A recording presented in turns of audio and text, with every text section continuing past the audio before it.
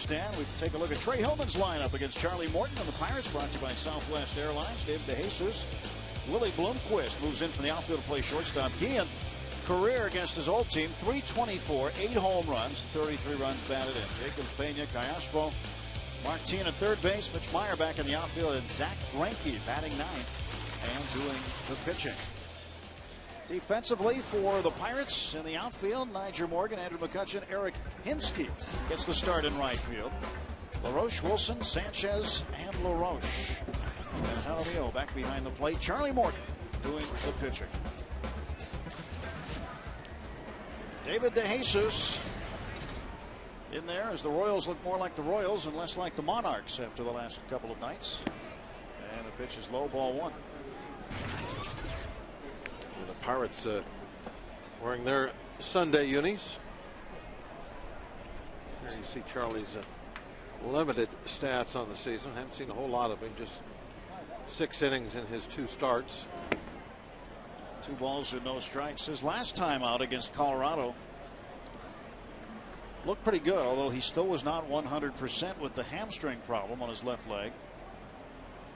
But in spite of that, he threw 88 pitches and was very effective. Even in his start in Atlanta, where he pitched 1 inning after he'd hurt his leg originally, he threw the ball well in that start. The leg definitely was not affecting his pitching, his stuff. The other stuff that he couldn't do. He couldn't run the first.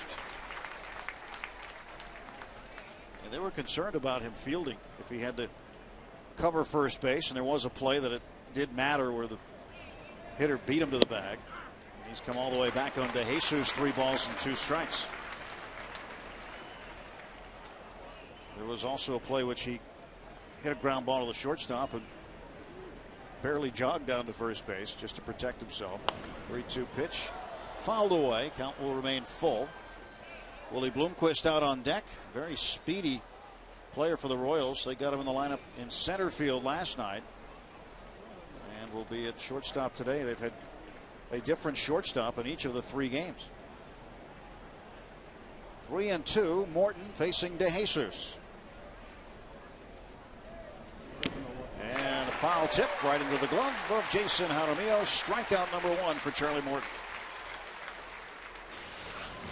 Throws that ball, 92 to 95. You can see the movement on it.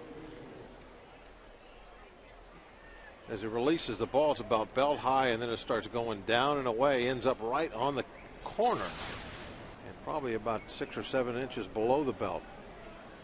And when he elevates that pitch, and there's a right-hand hitter up there, as there is now, that'll come in and just eat him up on the handle. We saw that a lot in Colorado on the right-hand hitters, where they were fighting off that 2-seam fastball up and in.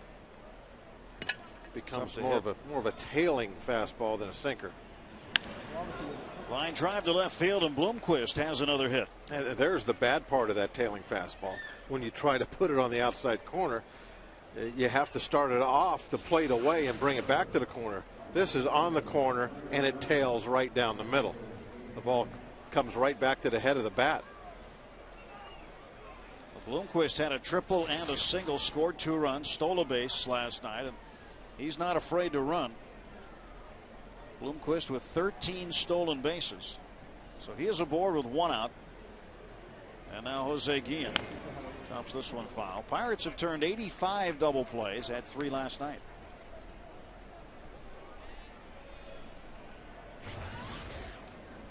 Guillen just 2 for 8 in the series with a double. 257 is his batting average. Took a ball off the face last night in right field. And this one to Jack Wilson, over to Freddie Sanchez for 1, and that's a double play. Charlie Morton gets out pretty easy in the top of the first.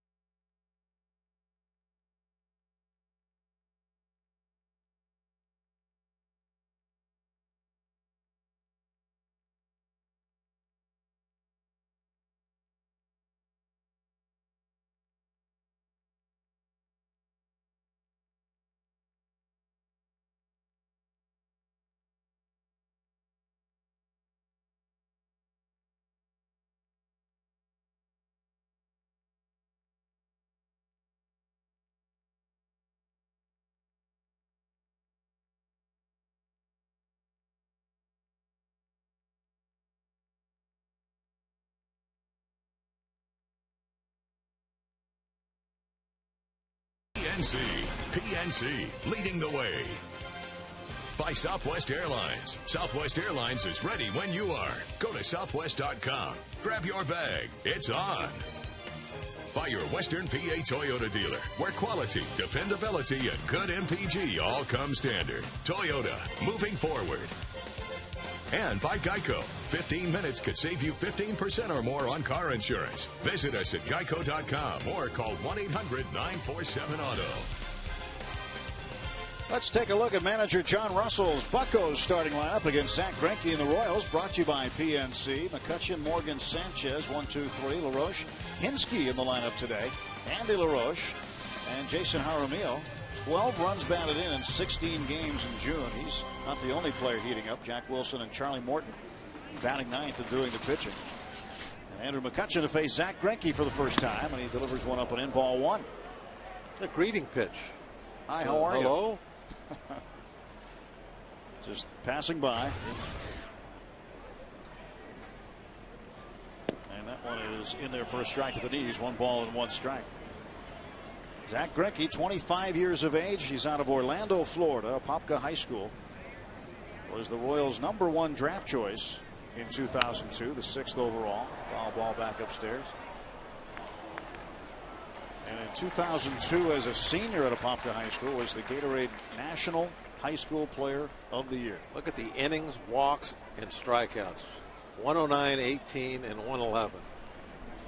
You take that the ratio. ERA's not bad either. 190, that's okay at this time of year. 1-2, and he strikes him out. How about the velocities of the fastball and that sequence? They went from just kind of spotting it here and there at 91 to blowing it by him upstairs at 96. Bob's Tips to Win, presented by Rivers Casino, opening August 9th. Greinke is the ace of diamonds, and he is not wild. We just talked about that. And we would like to get the ponies out there. We got 2 thoroughbreds in this lineup. Probably going to be tough to get runs, so we're going to have to let them run a little bit. I'm thinking steal, hit and run, that sort of thing. But they got to get the first. One of those thoroughbreds up there right now. Got to get to the post. And this one to the left side. Morgan takes off. Bloomquist throws. He got him. 2 down. The Royals line up this way defensively in the outfield. Left to right, David DeJesus, Mitch Meyer, and Jose Guillen. Martin is at third base. Bloomquist, just saw him at short. Caspo and Jacobs getting started first base. Brian Pena, the Cuban defector, behind the plate, catching Zach Greinke. Bloomquist, good wheels, good range. He's just a ball player, you know. Has he got eyes in the back of his head? Is that why he wears his glasses like that? Yes. Buddy Sanchez fights one off. In case the sun comes up in the east real quick again while we're playing. Can never be too careful. Yeah. But he's always prepared. That's why he's a pretty good ball player. Yeah. Eagle Scout. Look at that. They must know something we don't. Sanchez lifts one to left. Going back on it is DeJesus. And he will make the catch, finding it out of a tough sky. And the Pirates go 1, 2, 3. As DeJesus wasn't looking the other way.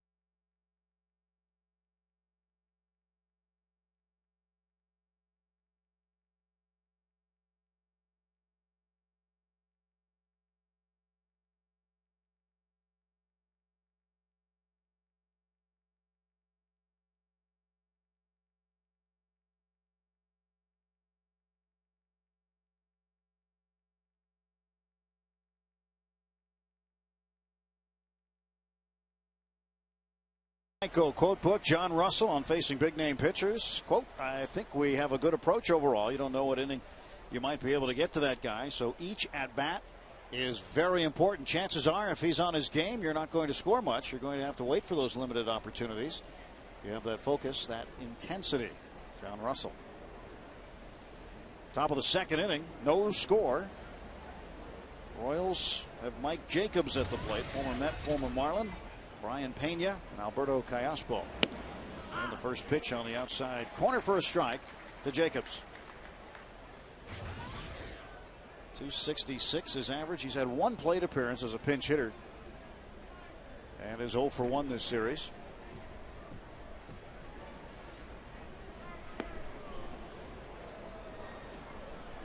One and one.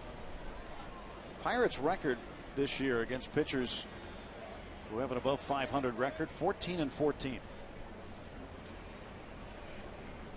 They've got their work cut out for them today facing Greinke. 1-1. And this one off speed, fouled away.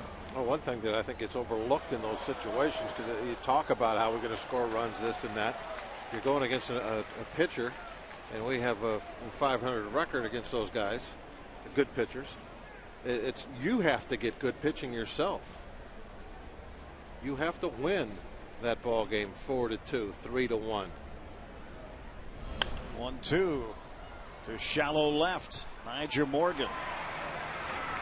It's the grab. One down. Got to figure out a way also to get in those bullpens as quick as you can, which means you got a top dog out on the mound, get his pitch count up.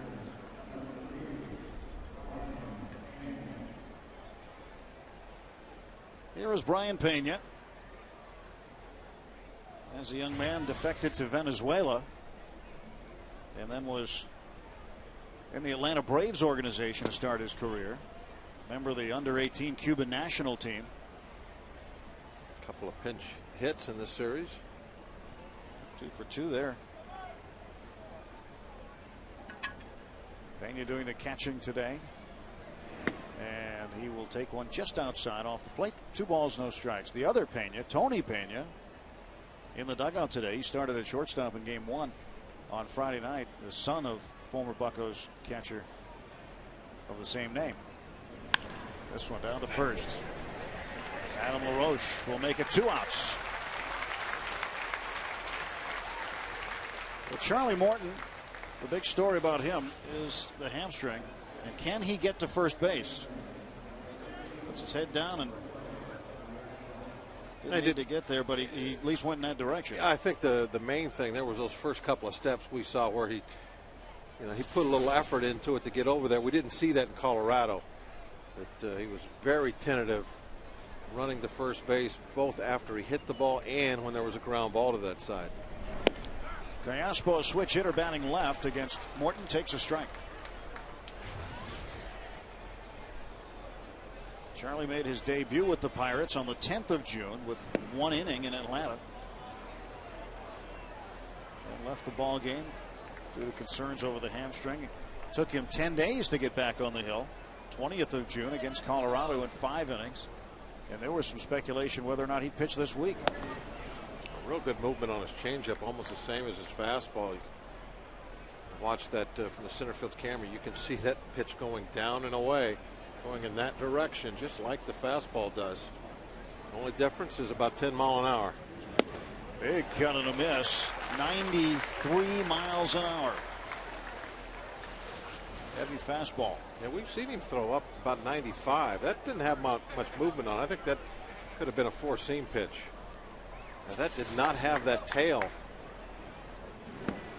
Curveball, he leaves that up. Full count to Callaspo.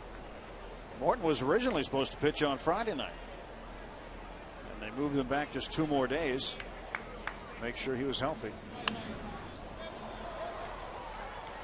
That's when Virgil Vasquez was called up.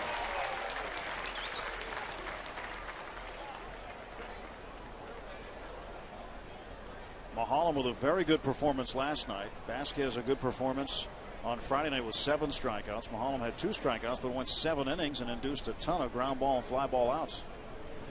This one to first, right at Adam LaRoche.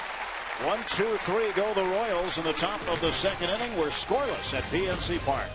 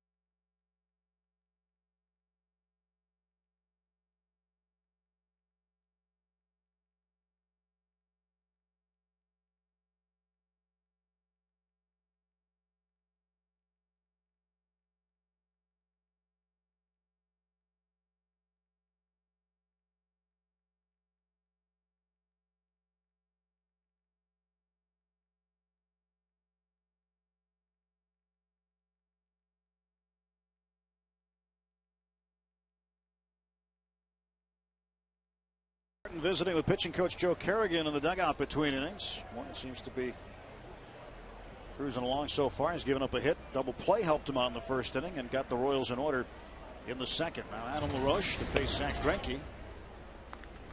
Only 2 members of the Pirates have faced Greinke. Ramon Vasquez and Eric Hinsky. Hinsky's on deck. 2-0 to LaRoche.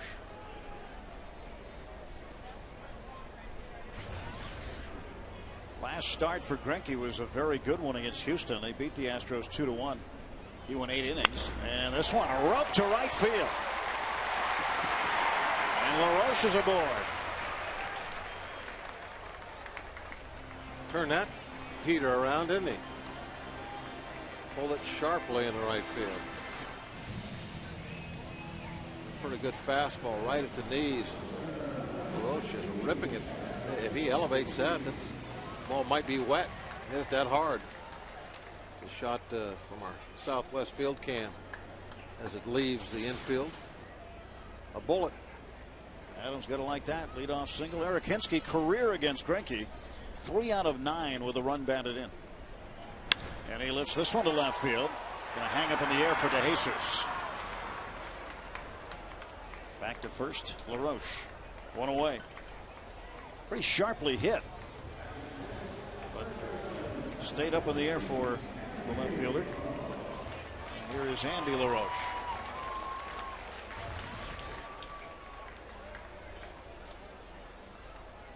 Had a triple last night on a ball that was hit off the Clemente wall. Came down, bounced off the track, and hit right fielder Jose Guillen right in the face. Couldn't defend himself. It came up off the track so quickly. Well, sometimes that ball will just go out there and hit off the chain link screen and it'll just die, but other times there's some steel, there's some concrete there it can hit and come off with some velocity. And as a right fielder, you got to be very careful not to get too close to the wall, or it can come back and hit you like it did last night, or come back and get by you, and now you got to turn and chase it back onto the grass. And usually when that happens, you've given up an extra 90 feet. 1-1 to Andy LaRoche. Right in the glove, double play. Thank you very much, says Zach Greinke, as LaRoche just hit it right into the pitcher's glove. Look at that. It's about as quick as they get.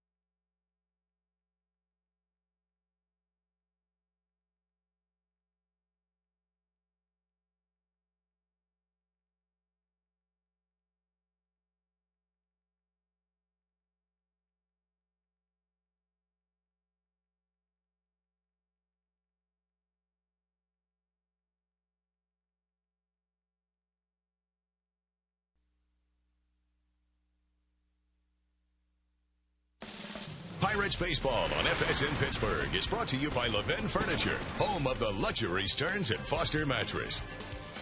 And by Day Automotive. We're going to make your day.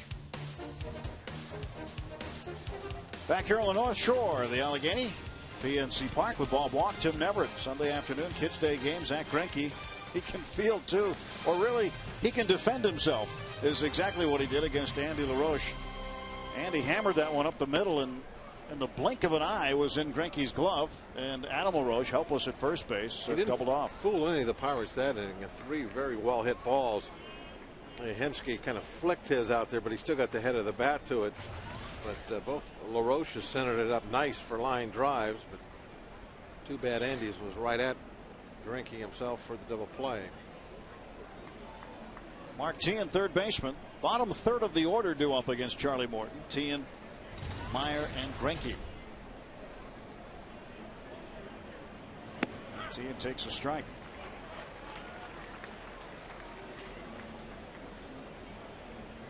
Teahen, a .282 hitter.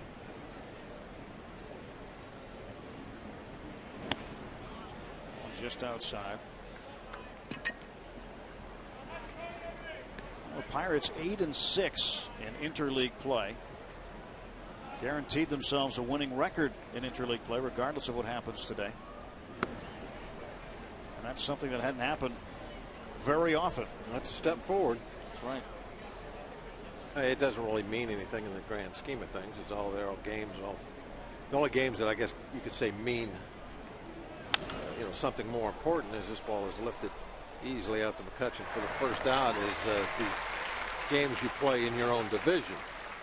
Not only are you giving yourself a win, you're putting an L in the other guy's column that you're directly competing against. But I think from a psychological standpoint, because we've been beat up by the American League so much, especially lately, that I think everybody sees this as a step forward to being more competitive. Mitch Meyer, very good looking rookie, takes ball one. He's among the leaders in several categories of offensive statistics in terms of rookies in the American League. And he goes to center. And McCutchen takes care of 2 in a row. The batter will be the pitcher, Zach Greinke. Greinke is 0 for 3. 3 out of 15 in his career as a hitter. Actually, in his last outing against Houston, Bob, he hit in the 8th spot. Trey Hellman put him in the number 8 spot. Tried it out there, and he ended up going 0 for 3. Yes, that must be a Missouri thing. It's got to be a Missouri thing. It's the show me state, so show me that you can hit 8.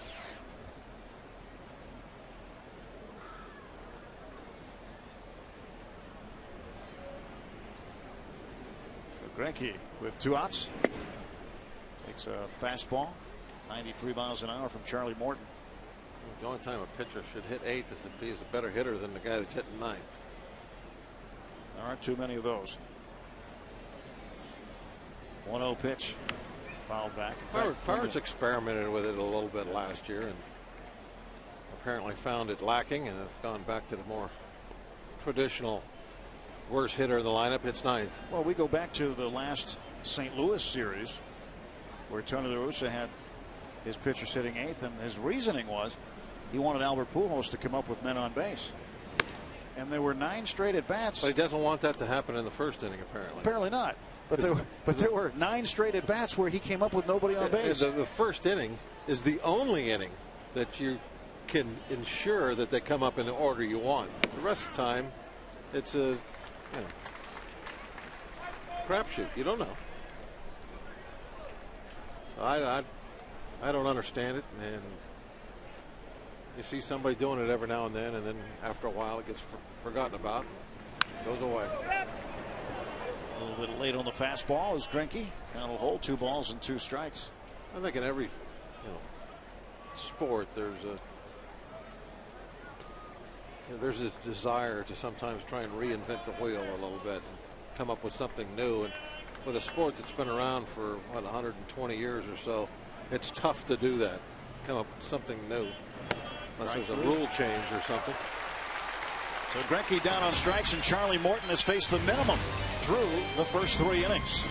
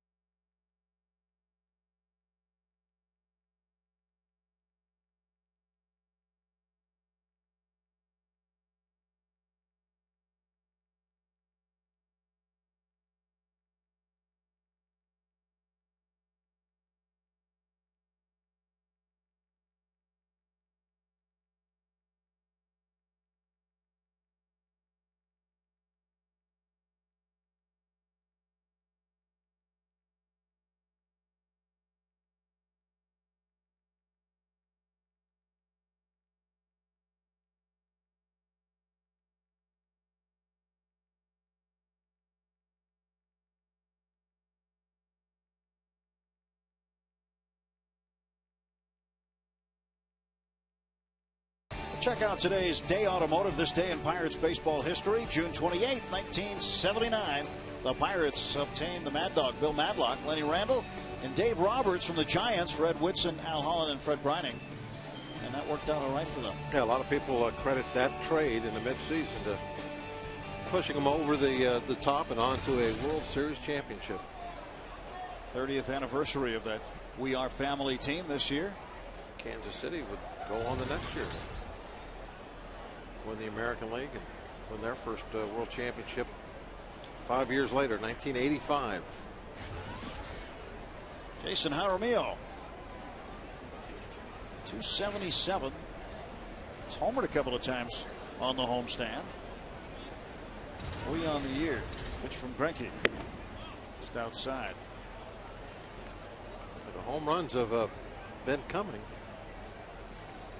and it's been spread around nicely. Just about everybody is chipping in with a long ball.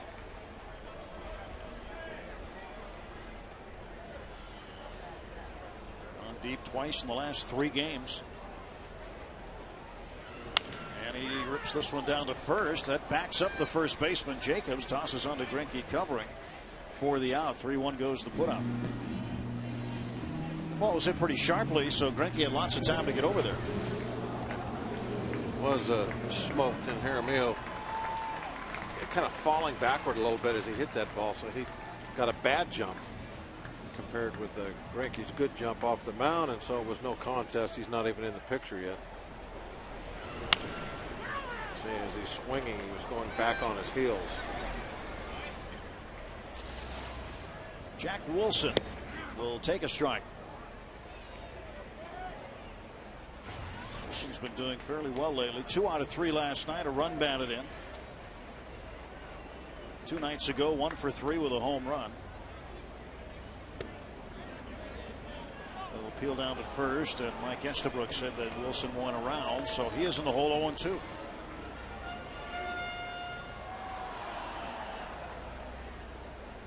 On Thursday night against Cleveland, Jack was 3 out of 3 with an intentional walk.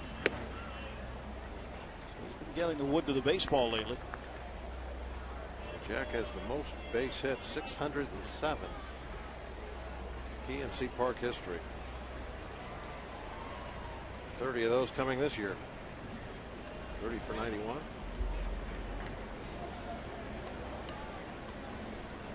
Greinke looking in at Pena. Wants the new sign. He's got it. Here's the 1-2. Wilson getting out in front of that one. 2009 Pirates baseball on FSN Pittsburgh is brought to you by Southwest Airlines. Southwest Airlines is ready when you are. Go to southwest.com, grab your bag. It's on.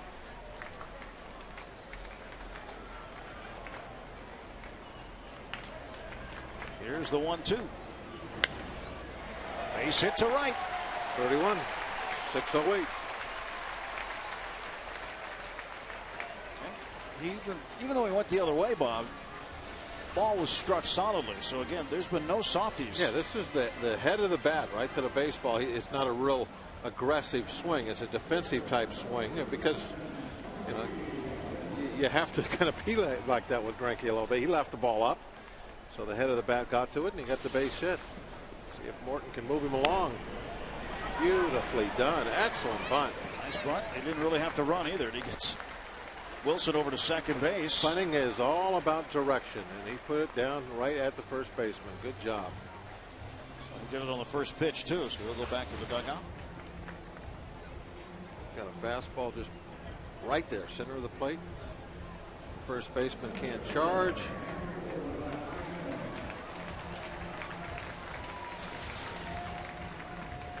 So for the first time today, a runner in scoring position. Yeah, I noticed that the Royals don't have their first baseman charge at all. Most time you charge after you know the pitch is going home, because now there's no reason to hold the guy on, so you go running in case there's a real hard bunt.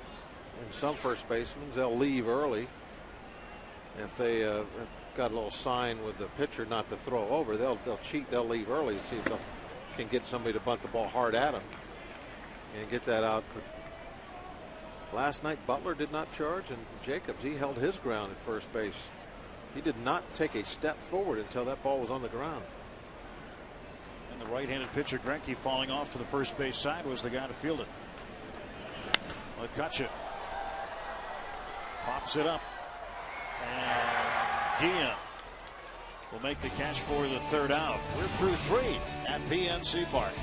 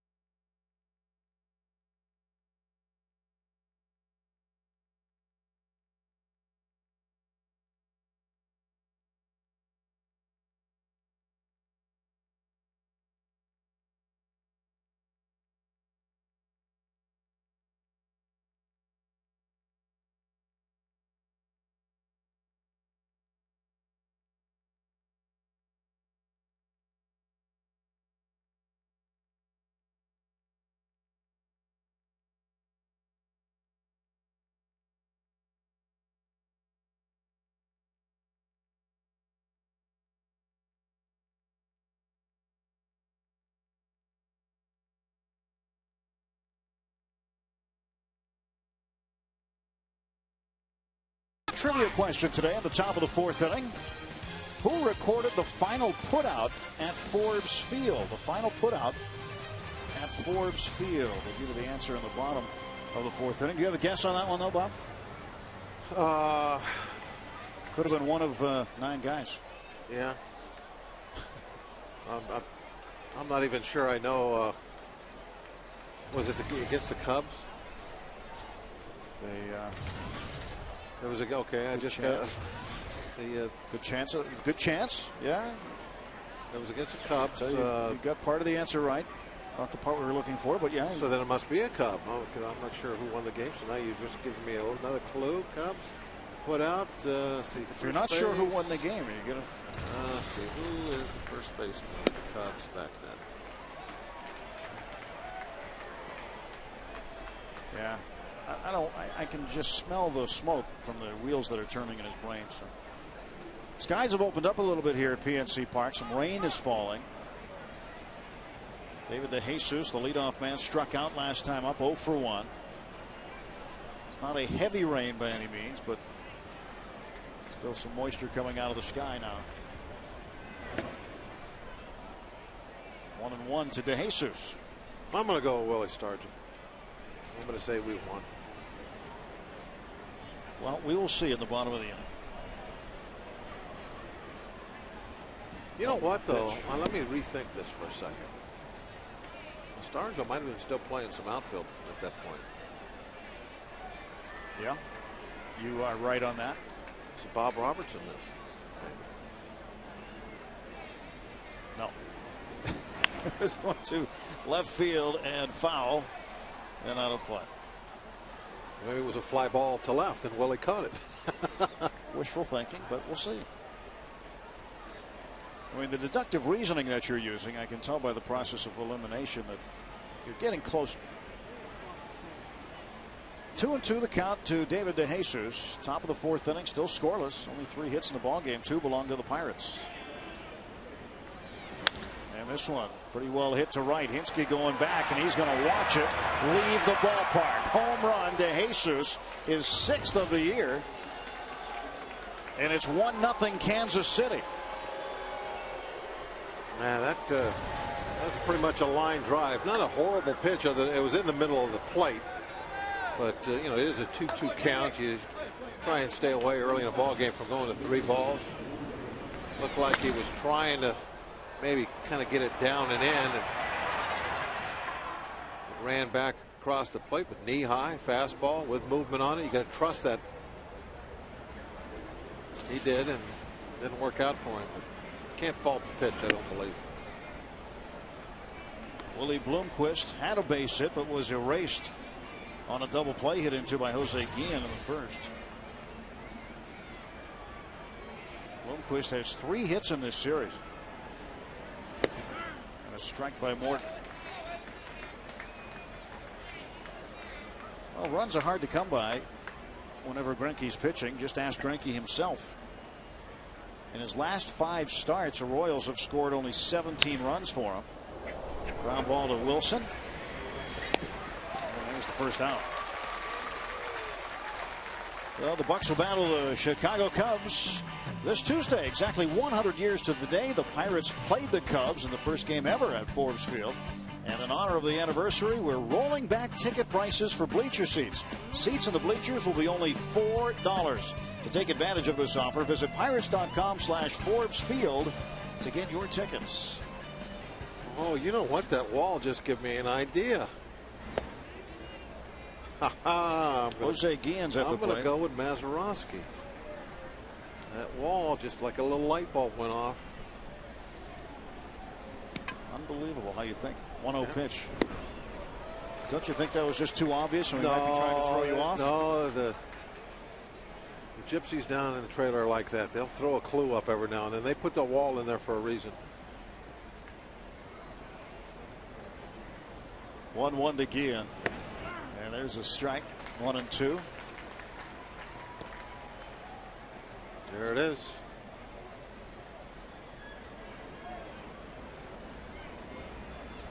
There it is, still standing. Yep, still there today. This one down the line to left. They have a little party there every October. Home plate's still out there too.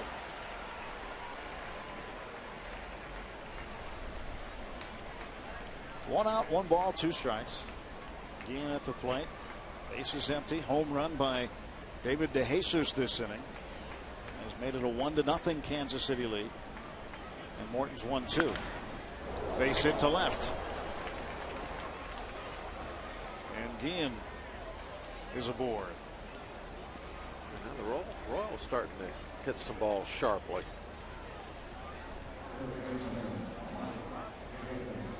Well, Mike Jacobs sitting in the cleanup spot. Flied out to left field his first time up. Oh, with that big hole on the right side, maybe he'll be trying to pull this time. He'll be able to coax a ground ball. And if he doesn't pull it in the ball in that hole, he'll give it to Freddie, who'll give it to Jack, give it to Adam, and we'll go to the dugout. Well, that would be a nice plan right now. Ball one delivered. Great plan. That sinker on the outside corner, and hope Jacobs tries to pull. He's ahead in the count. Usually that'll make a hitter more likely to try and get out there and pull one. And he pulls it. It just wasn't quite where we wanted it. Henske throws to third as Guillen trying to stretch, and he's gone. Way gone at third. Eric Henske with the outfield assist. And there are two down. Not even close. Yeah, right field not very deep here, so the right fielders don't have to play deep. Henske able to get to this ball very quickly, and a nice accurate throw. That one hop right in front of the bag. LaRoche, as he catches the ball, gloves already in perfect position to make the tag. Guillen basically tags himself out by sliding in. Brian Pena at the plate. That's his third assist in right field this year. And in right field, Brandon Moss, I think combined in right and left this year, Brandon Moss has 7 to lead the club. He's had a few starts in left. I believe he's had at least 1 assist from left field. No balls, 1 strike now to Brian Pena. Hit one down to Adam LaRoche in the second inning for the out. Rips this one foul. And ahead of the count is Charlie Morton, 0-2.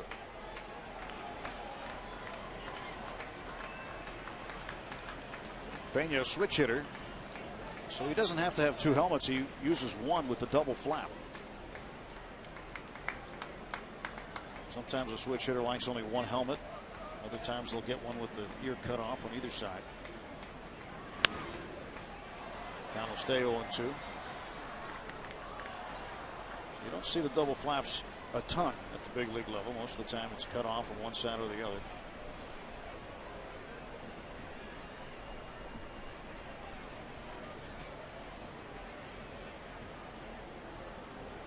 Somewhere was on this homestand, somebody was wearing a double flap that was not even a switch hitter, which you really don't see very often.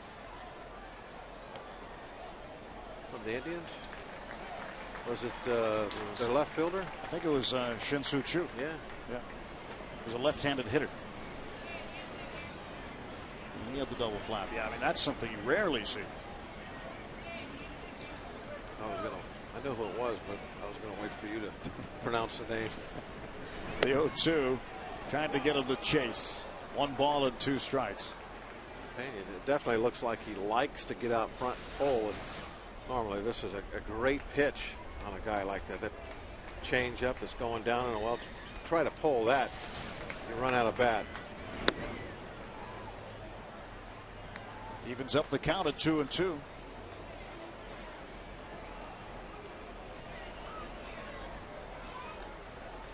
Former Atlanta Brave, his big league debut with the Braves. Tough to break in there as a catcher. I would think so. Pretty darn good one. And right down to LaRoche again, and he makes the stab. 3.5 innings in the books. David DeJesus home run the difference, and Adam LaRoche the right place at the right time. 1-0 Royals.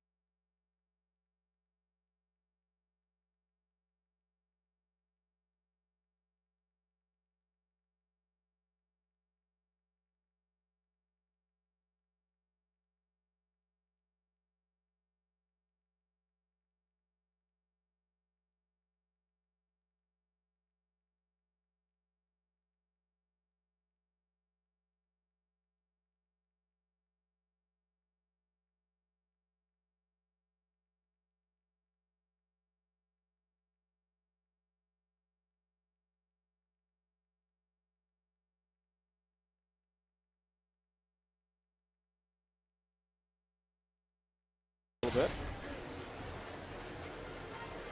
Take a look at the Aflac trivia answer here in the bottom of the fourth inning. The question was, who recorded the final putout at Forbes Field? And Bob was swayed by a hint when we showed the old wall at Forbes Field, and you know what? He was right. Bill Mazeroski, June 28, 1970, the second game of a doubleheader against the Cubs. You know what would have been cool is to have a what do they call those split doubleheaders where they day night, yeah. Have the day part at Forbes and have the night part over at Three Rivers. That would have been nice. Yeah. Well, how would that have been? One foul down the left side. Now, well, if you could have been the marketer at the time, you could turn back the clock. I think I would have come up with that idea. Yeah. Forbes Field. You know, I should know that. I've seen that a bunch of times, obviously. Maz got it the easy way. Yep. Stepped on second. 1 ball, 1 strike to Nyjer Morgan.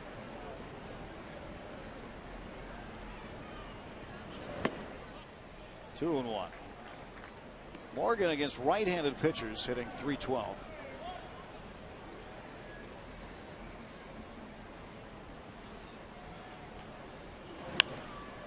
Lifts this one down the left field line, but right there to play him is David DeJesus, one away. Not able to get our fast guys on base yet. Do anything as far as running. Here's Sanchez. And Freddie flied out to left field his first time up. He's 0 for 1.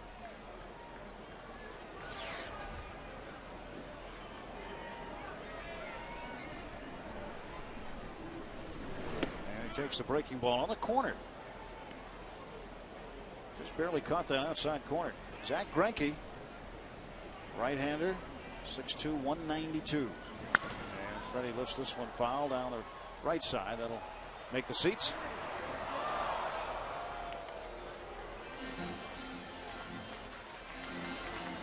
Another good crowd on hand today. Last night, an exceptional crowd, almost sold out, 36,000 plus. Good house here today. 0-2 to Freddie Sanchez. 1 out, bottom of the fourth. 1-0 Kansas City. Sanchez offered. That ball came up and got home plate umpire Tom Hallion.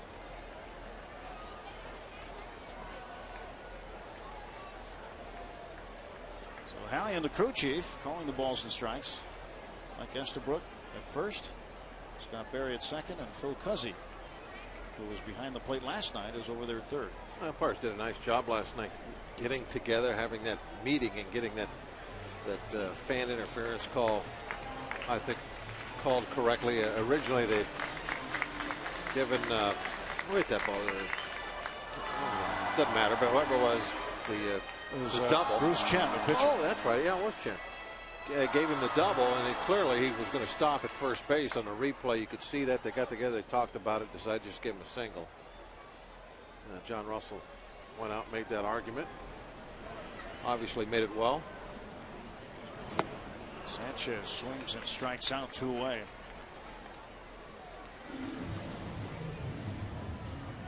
Let's take a look at today's Barrel Automotive League leaders stat.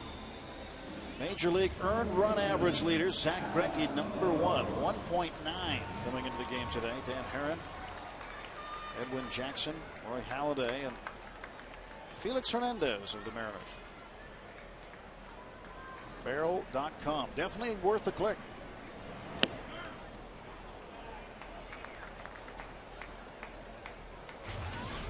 Incidentally, the fan that interfered, picked that ball up, was asked to leave the ballpark. That's part of policy. If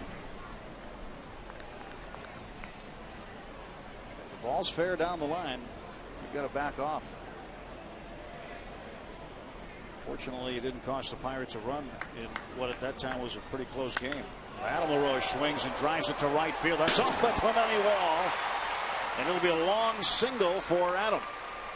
Again, showing off that fine arm it has. This time he lays back. He did not get onto the dirt. He stayed back on the grass to get this rebound. Here's the pitch. Last night he was on the dirt when the rebound came and hit him right in the nose. This time he's back on the grass, gets the rebound, makes a strong throw in. See where he stopped? He's a couple steps back on the grass.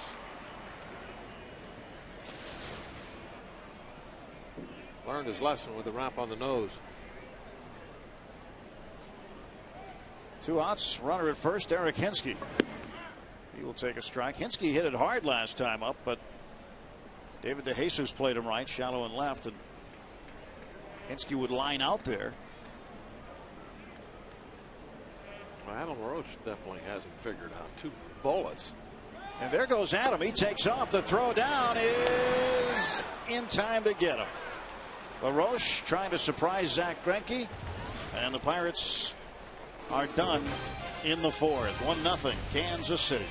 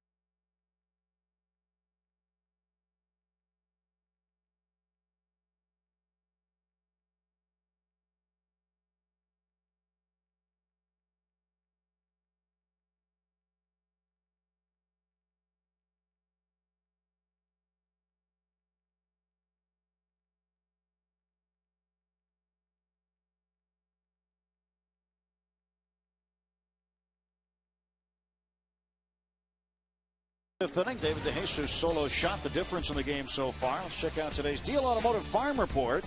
Here's some news from the minor leagues. Last night, Tom Gorzolani with Indianapolis, 5 innings, struck out 12, 87 pitches, 53 for strikes. So an outstanding outing for Tom Gorzolani against Toledo. Ian Snell making a start today. A little bit later this afternoon for the Indians. This pitch is swung on, hit to right field, long run for Hinske. He's going to watch it drop. Hinske gets it into second base, and Alberto Callaspo has himself a leadoff double in the 5th. Through 2 innings, struck out 6 and walked 1. Huh? 6? Wait a minute. Now, how many? Gorzolani got how many yesterday? 12. Who are they playing? Toledo. 12 and 5, 6 and 2.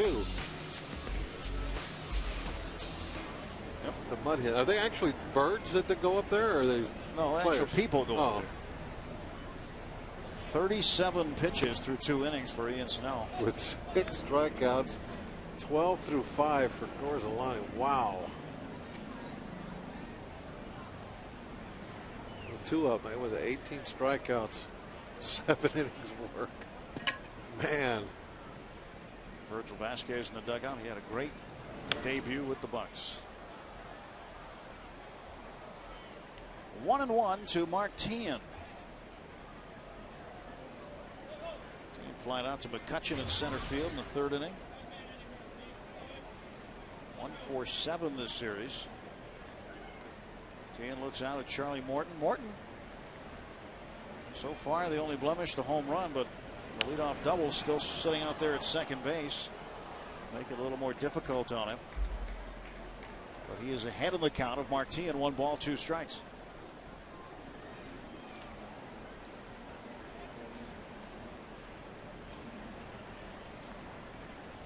Royals haven't scored an awful lot of runs against the National League. In 8 road games against National League teams, they've scored only 18 runs.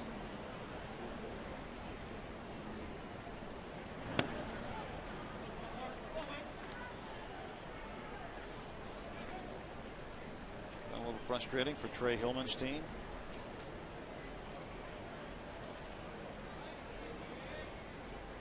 Trey Hillman, who was a successful manager in Japan with the Nippon Ham Fighters. And a drive to the gap. McCutchen trying to cut the ball off. Caspo's going to score easily. And here he stops at second base. Tien will take the RBI double. It's 2-0 Royals. Back-to-back doubles to start the 5th. Not a real accurate throw by McCutchen, but it didn't make any difference. Tien, as he gets to second base, he sees that McCutchen does have the ball coming toward the infield. He can't tell if it's going to be right at the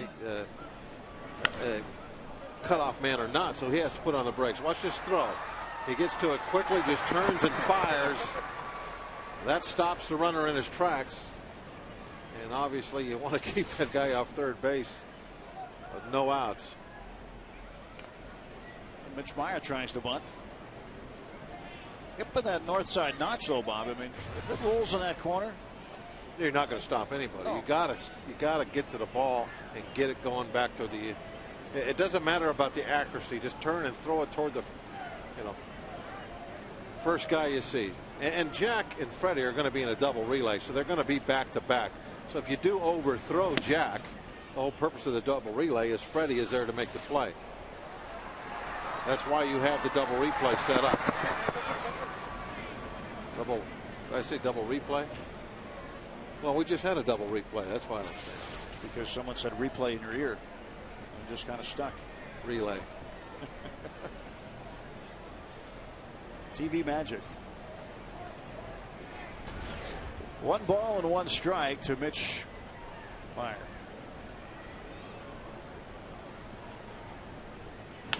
There's a ball, might be playable for LaRoche. It's going to drift. See, there's Bob in the truck. He actually, that's visual evidence. He's actually been inside the trailer. You know, I was putting together some of those highlight packages for the Open. Really? I was putting together the highlight packages for the Open. You were editing them and everything? Well, see, I got the headset on. I'm talking to the tape guys. It's a lot of work. You don't just walk into the booth and start the game. I know a lot of people think. Did you write all that information in front of you too? You must have written all that. Oh yes. Got the same shirt. It must have been taken today. Oh yeah, the Open that wow. you read. You wrote that? That's nice. First time for everything. I got a lot of work to do when I get here every day. 2 balls and 2 strikes to Meyer.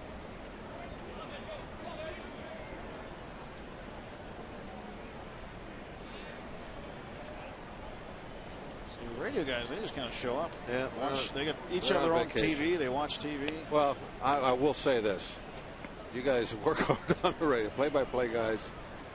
That's a 9 innings of hard work. While color guy sits there and waits for something to happen and throws his 2 cents in every now and then.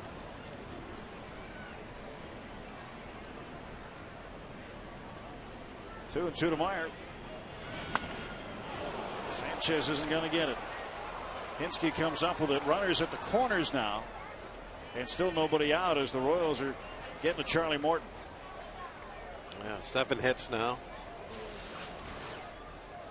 A couple balls hit pretty hard, but this wasn't one of them. Right off the end of the bat, and it shatters the bat. It comes in half. That's where you break most bats. Is when you get the ball out there on the last inch.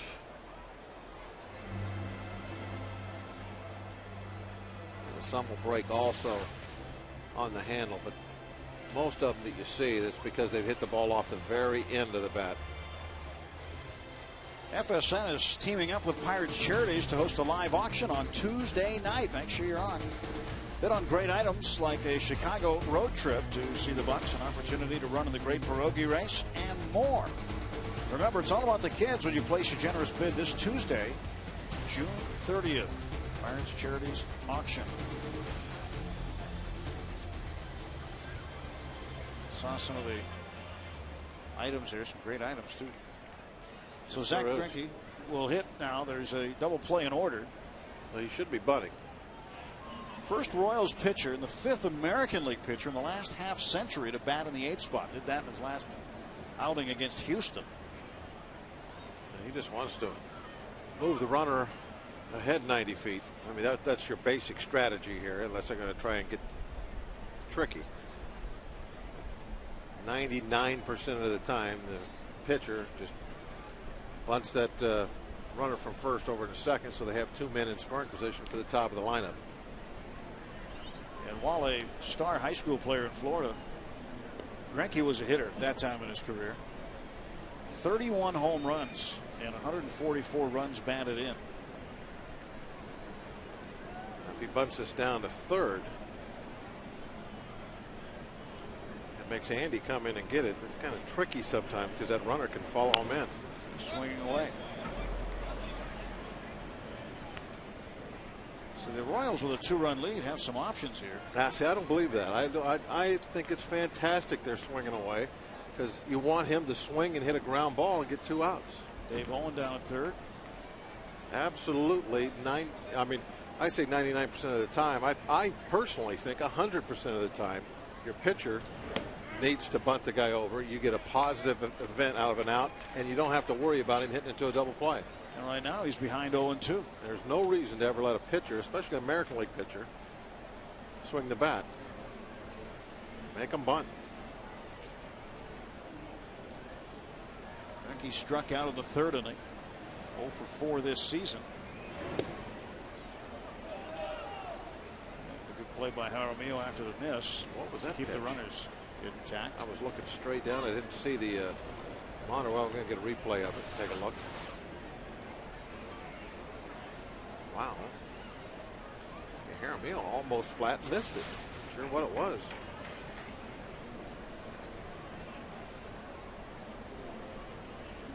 Ball and 2 strikes to Greinke. Now the pitch. 2-2. Runners at the corners and nobody out. Bottom of the 5th. Royals with 7 hits. Pirates with 3. Jesse Chavez getting loosened up to back up Charlie Morton. Morton had faced the minimum through 3 innings. And then the leadoff man on the top of the 4th hit one to right center field. Greinke strikes out. So I agree with you, Bob. I mean, I think if you bunt him over, at least you get 2 men in scoring position with 1 out, instead of having a double play in order here with 1 out. You have the head of the lineup coming up with 2 guys in scoring position. You don't have to worry about the pitcher hitting a ground ball to somebody, and you know the inning basically is over. The runner has scored. Now you're coming up with your top of your lineup with 2 outs, nobody on. I don't understand it. I don't know what the thinking is about that. And they've got to keep Meyer close to first. There is maybe Zambrano, maybe I'm trying to think of National League pitchers that I wouldn't bunt with. Perhaps Zambrano, but even then I don't know. Micah Owings, Cincinnati. Yeah, perhaps. Jason But Marquis. I don't know. I think I'm still bunting those guys even. Mike Hampton. I want my regular hitters, the guys that get paid to knock in runs, and knock them in.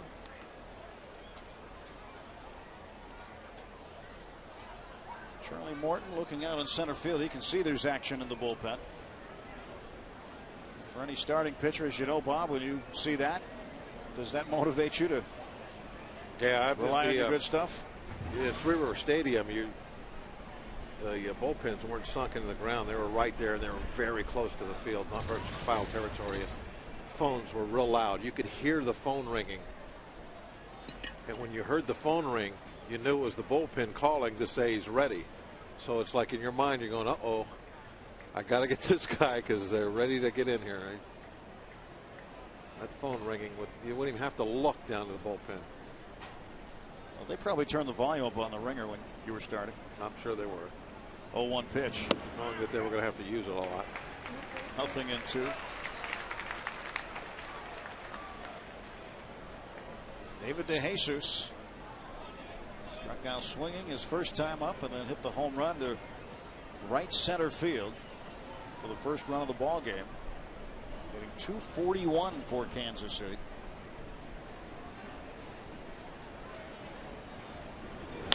And this one to Adam LaRoche. He's got to come home, and Jaramillo missed the tag. Tien beat it. He's safe.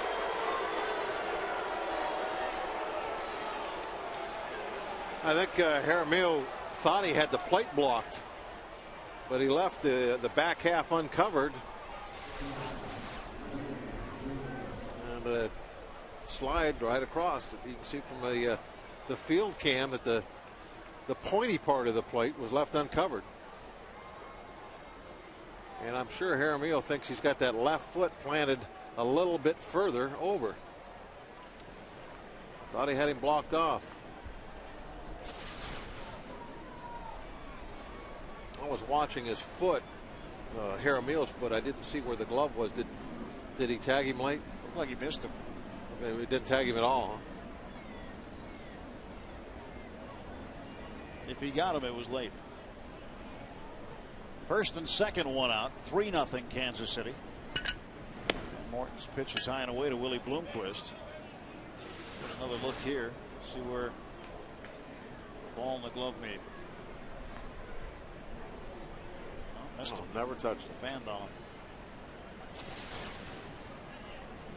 Got up arguing though. Must have thought he tagged him. I think you always think you tag him. I mean, how many times has a shortstop and second baseman been upset about a stolen base play when the guy beats it by half a shoelace? They know if they've tagged him, though, I think. I mean, you got to make it look good. Jaramillo giving it a run. That's over the Royals dugout. I think that, though, is when you can really upset an umpire. Is when the umpire sees nothing but daylight between your glove, and then you're telling him that he's wrong, and you don't want to do that. But if you legitimately think that you tag him, then I think you can beef all you want. Well, watch the umpire, Tom Hallion, here. He plays the carom. Nice job. And throws it in off the head of one of the Royals. Thank you. Was that one of the Royals coaches? That might have been even Hillman. Did he hit him in the head with it? Plunked him right on the skull. That, I think, was Hillman. I think he hit him right in the head with it. McCutchen lining up to throw. Oh, pretty good throw. Yeah, but a bad throw. It's not a good throw. They got there in time, but because LaRoche couldn't handle it, the runner goes to second, so both men move up. No business throwing at the third base there. He's got to throw the ball to second base. The runner going to third with 2 outs doesn't mean a whole lot. The runner going from first over does mean a whole lot. You have to throw the ball to second base here. This is a rookie mistake. Both runners are tagging up. You can't let both guys get in a scoring position. That runner going to third with 2 outs, it doesn't matter. But it's very important for the guy at first not to get in the scoring position. I'm sure that Varsho will have a little talk with him. It also sailed a little bit more. Didn't give the cutoff man, Jack Wilson, a chance to get it and throw to second in case the runner took off.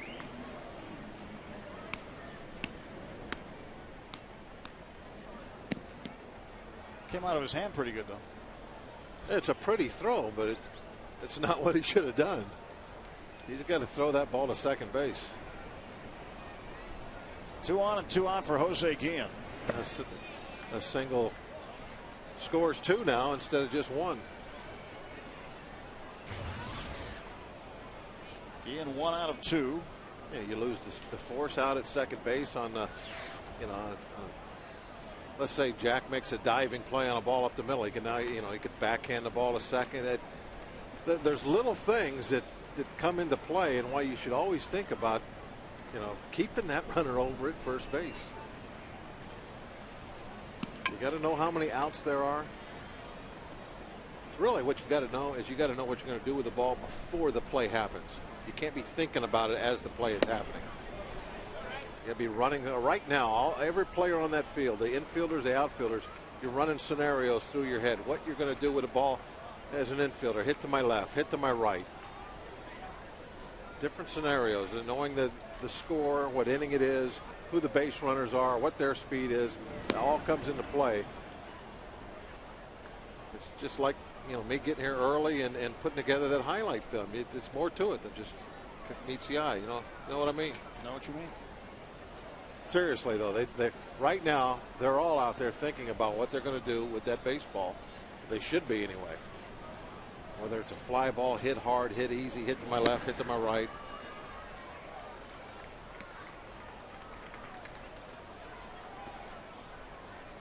You know what to do when you get it, when you don't get it, once you get rid of it.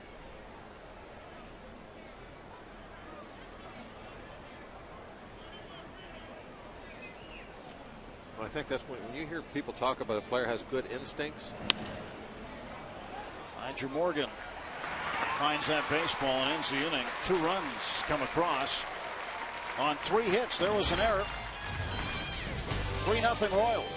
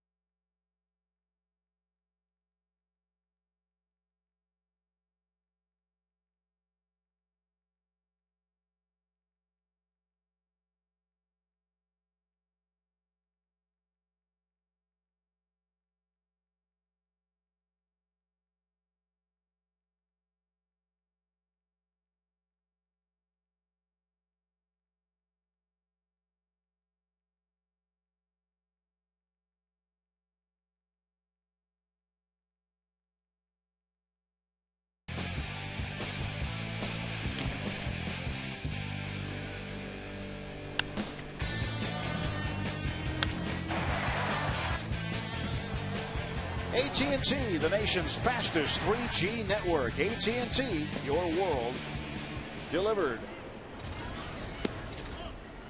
Eric Hinske, who was left at the altar when Adam LaRoche was caught stealing in the 4th, leads off the bottom of the 5th. 3-0 Royals. We need to start doing a little bit of something here. Can't wait too long. Greinke's only got 41 pitches so far, too. We're not looking to get him out of here on pitch count either. The shift is on for Hinske. 3 infielders on the right side. And Tien alone on the left. Kind of lonely over there. Hinske was swinging for the Allegheny, missed it.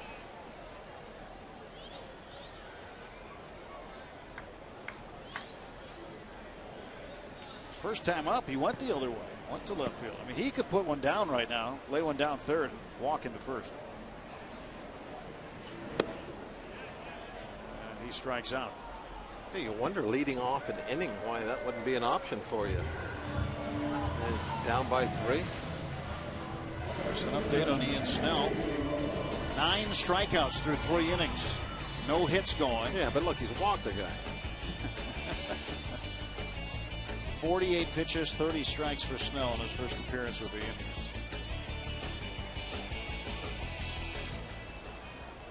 LaRoche takes one near the belt buckle for ball 1.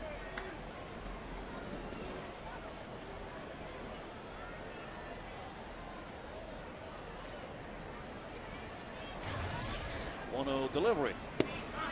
It's on the inside corner for a strike. And there's no score in that game between Toledo and Indianapolis.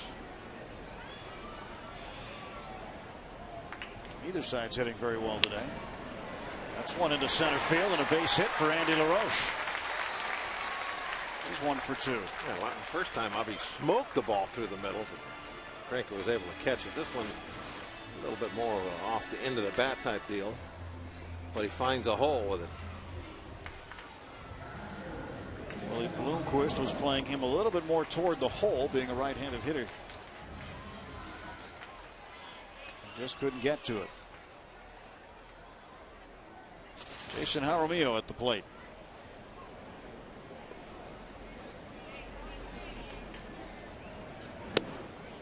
Ball 1.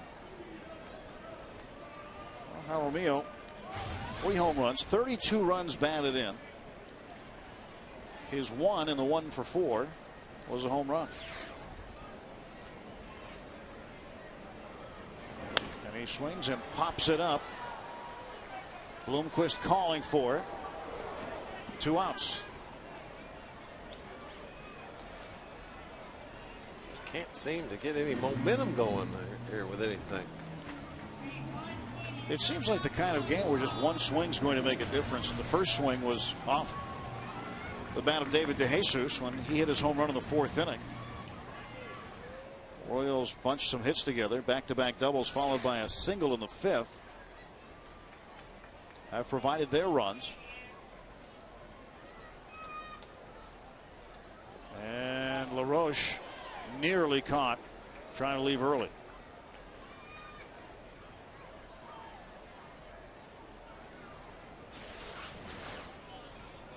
He was, yeah, he's stealing. I don't think he wasn't taking a big secondary lead. He was trying to cheat a little bit, get that big step. And if Greinke would have been going home, he's got a jump that he gets in standing up. And Wilson pops it up. Foul ground. First baseman Jacobs will retire the side. He's got a short walk to the dugout. After 5 full, the Royals lead at 3-0.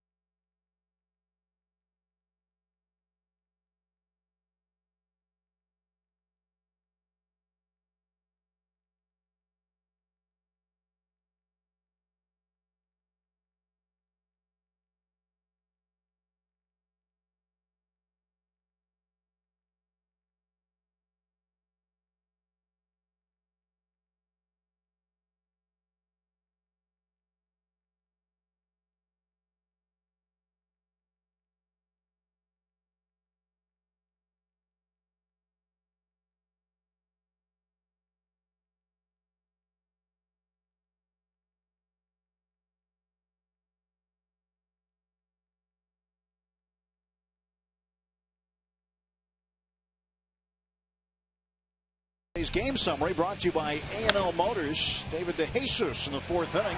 A leadoff solo home run. Nice catch. And that would make it a 1-0 ball game. Back-to-back doubles in the 5th would provide a couple of more runs. Martin getting an RBI. And Zach Greinke has struck out 3. Hasn't walked anybody or given up a run through the first 5 innings. That's today's A&L Motors game summary. Bob Walk, Tim Neverett here at PNC Park on a Sunday. New pitcher Jesse Chavez. Morton at 87 pitches. He's leading off next inning too. Pitcher spot is anyway. Won't be Morton obviously now. Chavez in the game. So Chavez will face Mike Jacobs, Brian Pena, and Alberto Callaspo. 4, 5, and 6 in the Kansas City order. Interleague play finishing up today. Good. going to ask your opinion, but I didn't think I needed to ask a question. No, you don't have to ask that. Why don't you like it? Because I like the National League way better than the American League. Hate watching the DH. Well, we haven't seen it here. Hate 3.5-hour games. But what's wrong with interleague play in the National League ballpark? Well, because we don't just have that. 101 pitch. And it also, I think, messes up the National League schedule also. Because you have interleague play. Well, I'm probably, I know I'm in the vast minority, so I need to keep my thoughts to myself. It's one of those arguments that's been going on for 13 years. Do you like it? Do you not? A lot of people say they do like it now because I suppose they're getting more used to it. And it's not something that's going to be going away anytime soon. 3-2 now on Mike Jacobs. Plus, they've integrated the league so much. To me, there is no difference. I don't even know why they have American League batting champions, National League batting champions. Should just be Major League. All the stats should be the same now because it's the same leagues. We play each other during the year. It's the same umpiring crews that, you don't have American League, National League umpires anymore. It's all the same. So I quit trying to make it different. Play by LaRoche. Adam does a nice job staying in the way of these pretty hot hit ground balls. Yeah, that one was smoked right at him. First base, you're always going to have plenty of time. So get that body in front of it.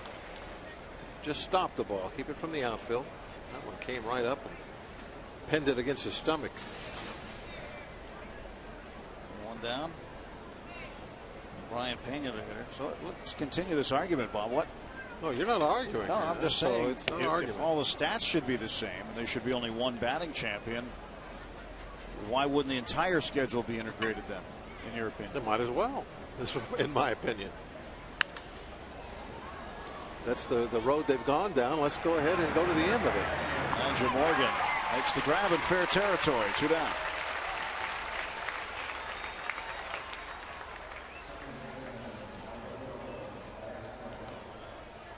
Niger is a crowd favorite, isn't he?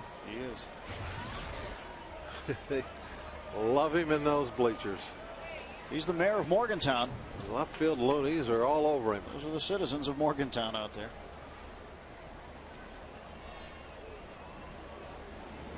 Kayaspo to center. Going back on it is McCutcheon. And he'll catch up to it right in front of the track. 1-2-3 for Jesse Chavez, and the Pirates go to the bottom of the 6th. Royals up by 3.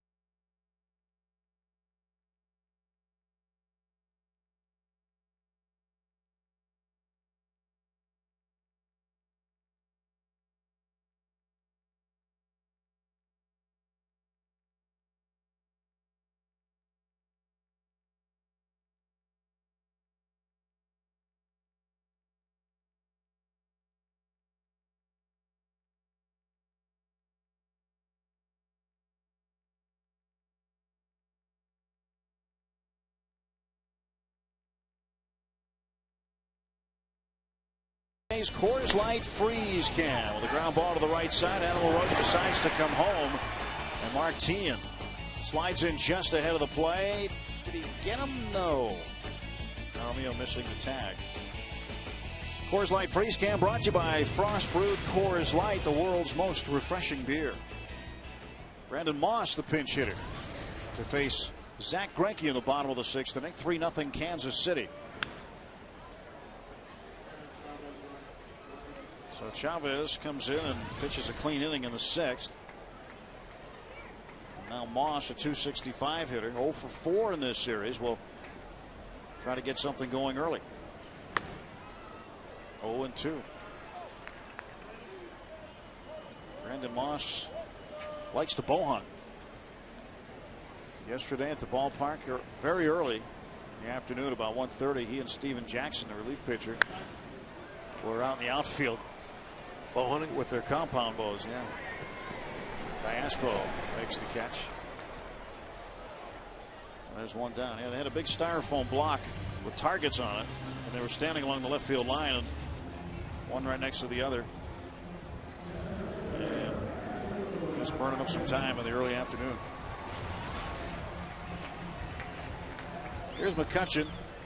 Well, they'll enjoy it here in Western Pennsylvania. Bow hunting a huge sport. I talked to him the other day in the clubhouse about it. He can't wait. He's got the dates down already. Very excited. 1-0 pitch. That's a strike. 1 ball and 1 strike.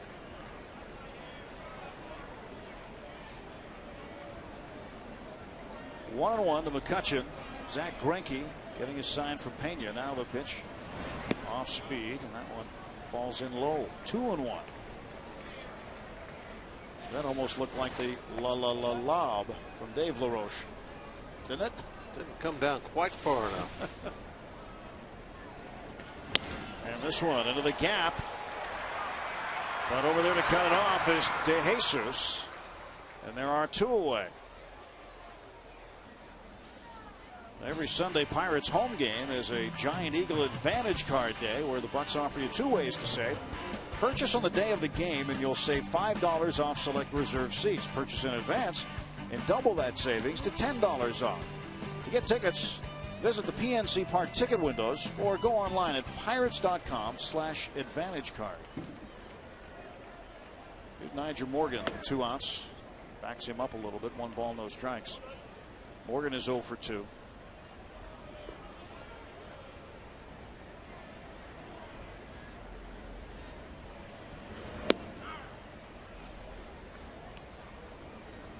Ball and 1 strike.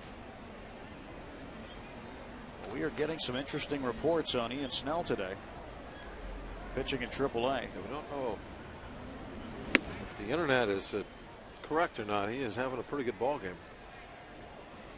Well, we have 12 strikeouts. We have people checking multiple sources on this. 4 innings, 12 strikeouts. Right now, he has struck out 12 of 13 batters for Toledo. Has yet to give up a hit. And there is a base hit to center field for Niger Morgan.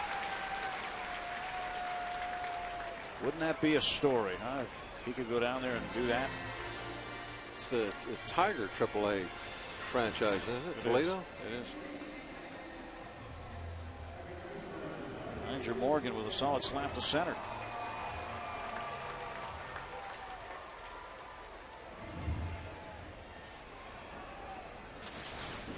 Look from the southwest field cam. Freddie Sanchez 0 for 2. And the ball gets away. And it's rolling. And Niger Morgan's going to keep rolling. And he is into third safely.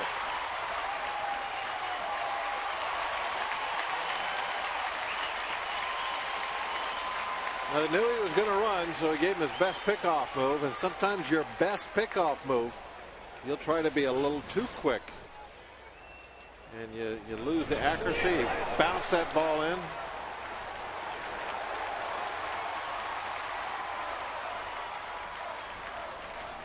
Trying to make sure he didn't get the second. He goes all the way to third.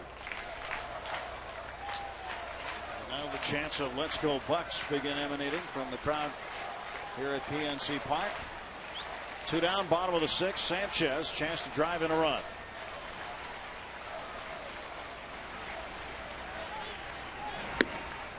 Ball 1.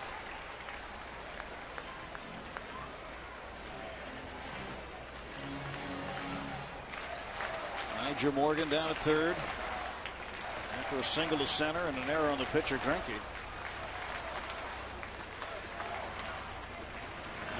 1-0 pitches in there for a strike. 1 ball, 1 strike.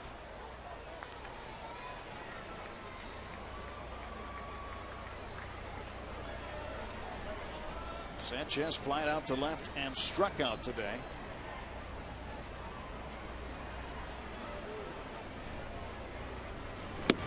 He'll take another one right down the heart.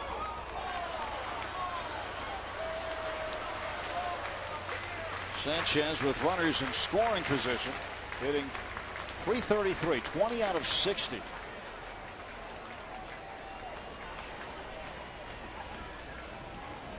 He's number 1. He takes it high. He tried to pump up a little bit there. Got that one up to 95 mile an hour. He was going for a strikeout pitch.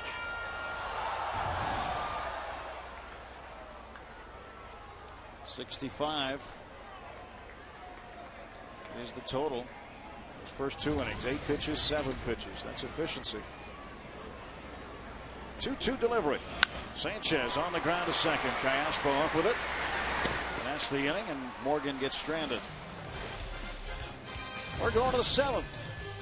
Royals 3, Pirates nothing.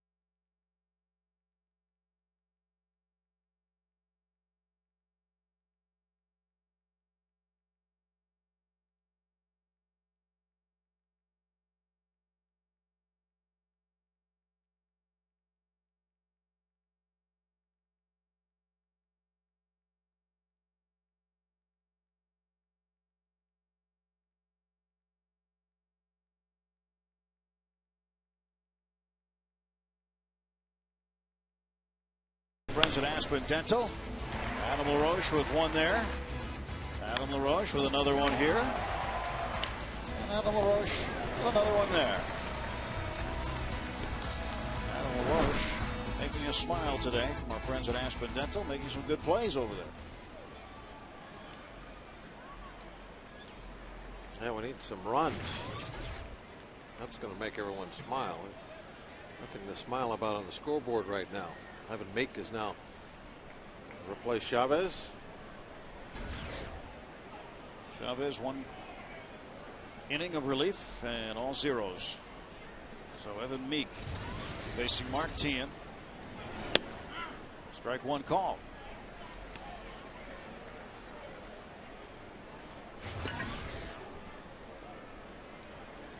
Mark Teahan 1 for 2. And he goes to Andy LaRoche this time. And there is 1 away. Well, this season, FSN is giving you the chance to win a Grand Slam Fan Appreciation Day at the ballpark. Keep watching the Pirates game today on FSN for the 7th inning stretch keyword of the game. It's coming up. Then you'll hit FSNinsider.com for your chance to win a Grand Slam Fan Appreciation Day at the ballpark. So keep watching for that keyword. That's just around the corner.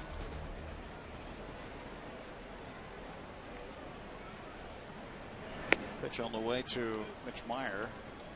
Are we going to try and All guess the one. keyword? Steve likes to guess it. Yeah, I haven't seen it yet, but go ahead and guess. You want to give the first guess? Yeah, I'll guess. I'm going to say. I'm going to say bat. Bat. Have we had bat yet? I don't know. Have we? I don't know. I'm going to go with bat. I haven't seen bat. I have not seen bat. I've seen home, score, base. Haven't seen bat. My guess is going to be glove. Glove? Just a guess. Yeah, we're just, these aren't the key words, but we're just trying to guess. We'll give you the key word. But you won't be able to remember it because we've given you all these other ones to confuse you. It's our job. The way to do it is the one that actually appears on the screen. That's the one. The one you want to remember. And it'll be, what did I say, bat? I said glove, but we're just guessing. We don't know.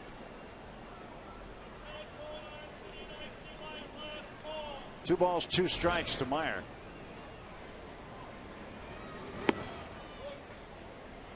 Zach Greinke leads the major leagues in complete games with 5. He's tied with 2 shutouts. Of course, the ERA leader. And he's got a whole row of zeros up there today, with the exception of 5 hits scattered by the Pirates. Ooh, that one's ripped way foul. Might have to come with something slow after that one. Don't want to walk him, though. If you're going to go off speed, it's got to be something you got confident throwing a strike. Well, any free passes. A little bit of a rainfall coming down. A few of the fans trying to move back under cover. Little looper into shallow right. Going back was Hinske. Comes up and he makes the diving grab.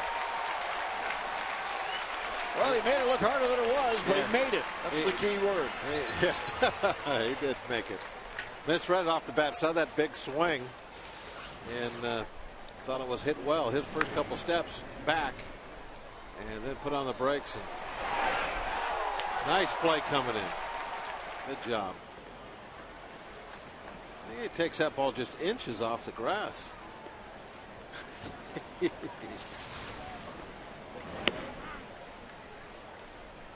They look over to the fast guys. Hey, I can run them down too.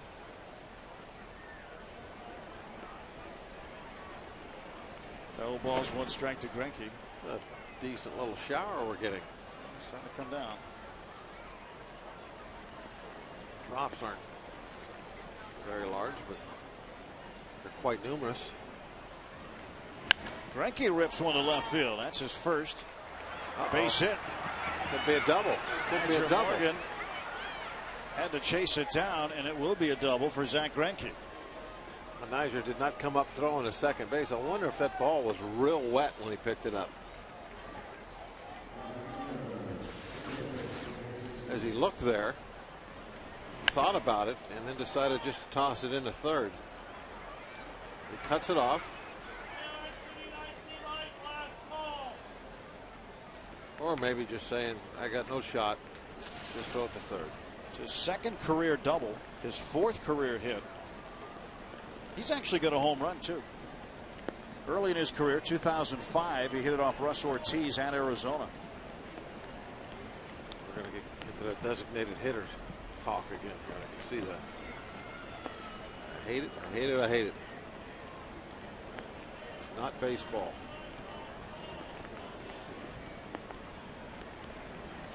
De Jesus will take high and away.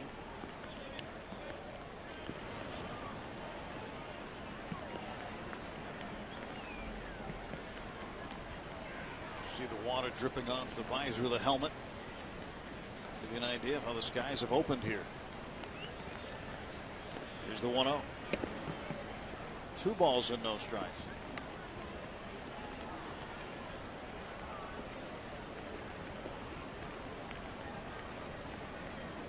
We understand from our meteorologist Gypsy in the truck, Marcus Fedonicus. Yeah, that it's not going to last long. It's just going to pass through. Stretching the 2-0. Down to first. Adam LaRoche will have another put out. That'll do it for Kansas City as Evan Meek pitches a scoreless top of the 7th through 6.5 innings. Kansas City.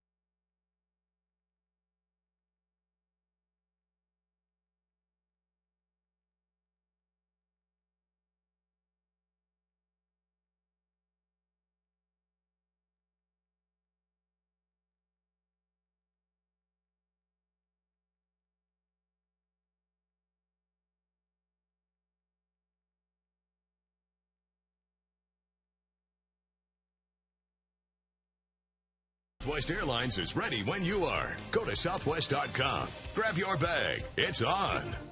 By McDonald's new McCafe coffees, creamy lattes, rich mochas, and frothy cappuccinos. Only at McDonald's. I'm loving it. All right, today's 7th inning stretch keyword is slam.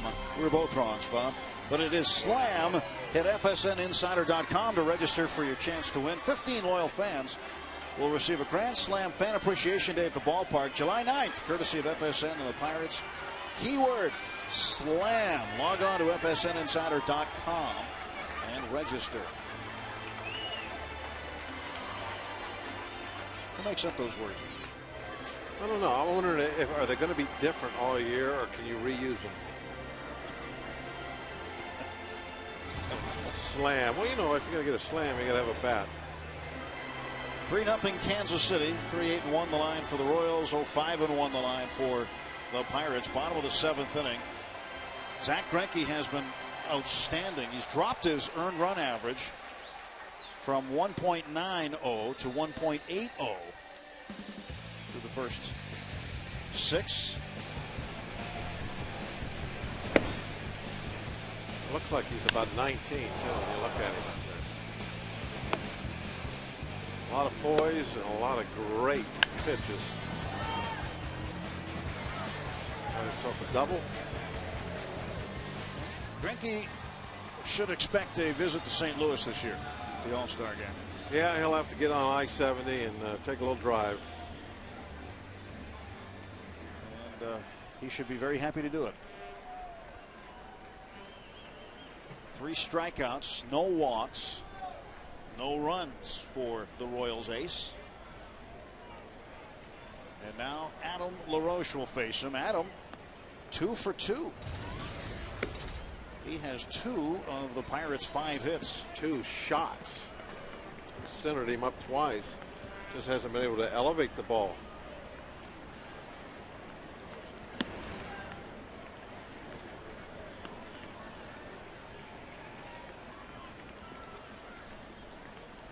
Two balls, no strikes to LaRoche. First 6 games of this homestand, he's hit .455, a double, 5 runs batted in, 2 homers, and he swings and he's got another base hit, 3 for 3. Another line drive. I mean, these aren't cheap hits. A leadoff single for Adam LaRoche. Maybe the 7th is going to be the inning for the Pirates today.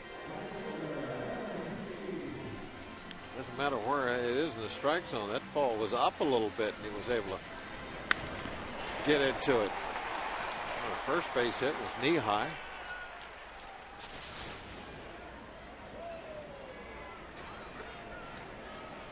Singing in the rain today. Might have to stop throwing fastballs. The infield's getting pretty wet now. A little shiny. Probably better be careful stepping on one of those wet bags. They're a little slippery up on top of them right now. Kane wants to go out and talk to Greinke right now. You never want to step on top of a base anyway, but you do it right now as you're making a turn, you'll go flying. Yeah, but those hard Hollywood style bases there, I mean, the name is bags, but they haven't been bags for years. Yeah, you want to just get right on the edge. You see where they're kind of roughed up with all those dimples and push off as you're making that turn. Don't put your foot up on top of it. Spikes can slide right across them. Greinke with a big cut, 2-1.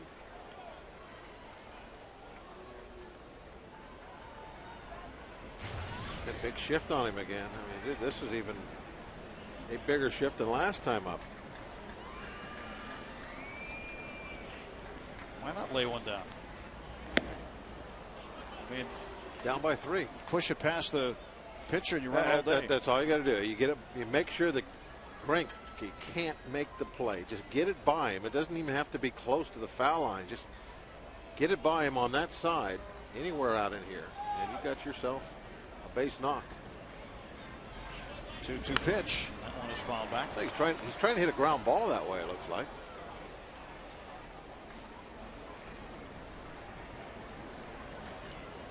2 strikes on you. You can't. That takes the kind of bunt out of play.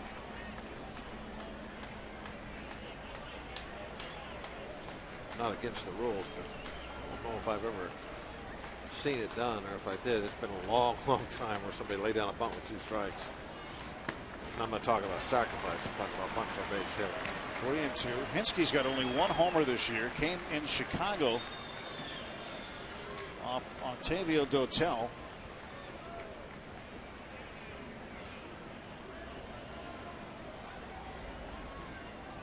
Another interleague home run. 3-2 pitch is swung on, and this one is a looper over the shortstop, but back there to get it, Bloomquist. Bloomquist kind of got a slow break after that ball. When it was first hit, I thought it had a chance to fall in. A little bit of a hesitation before he broke back on it. Watch him out of shortstop. That's Tian. That's not because of the shift. Yeah, that's right. Yeah, it is Tian. Yeah, he fooled us both. Third baseman. Yeah. Well, that's why he got a bad break on it. He's not used to doing that. Yeah. Now in the scorebook, you put a pop out to 5, not to 6, even though it was hit to the shortstop. But he's the 5 position player, so he gets credit for the putout.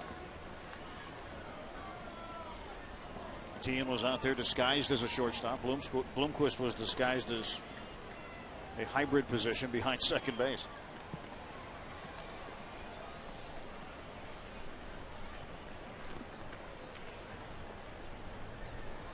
Andy LaRoche had a base hit. He's 1 for 2.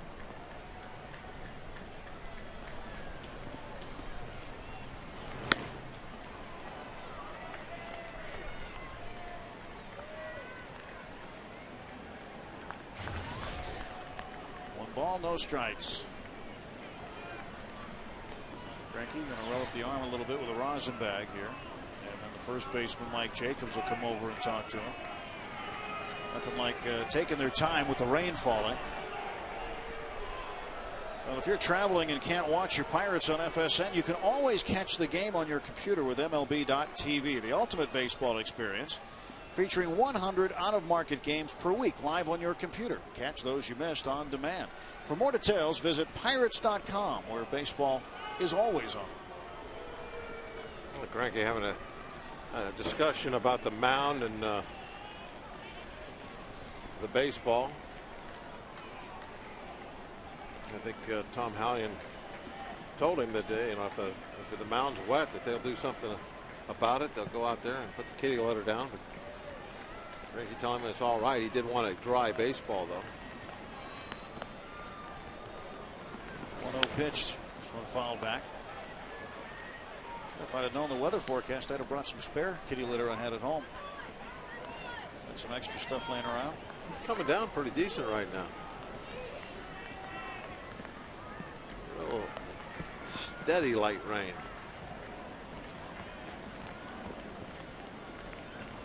1-1 in the dirt. It'll quit soon. That's what we've been told. Well, I don't think the hard stuff's going to come down for a while yet. No.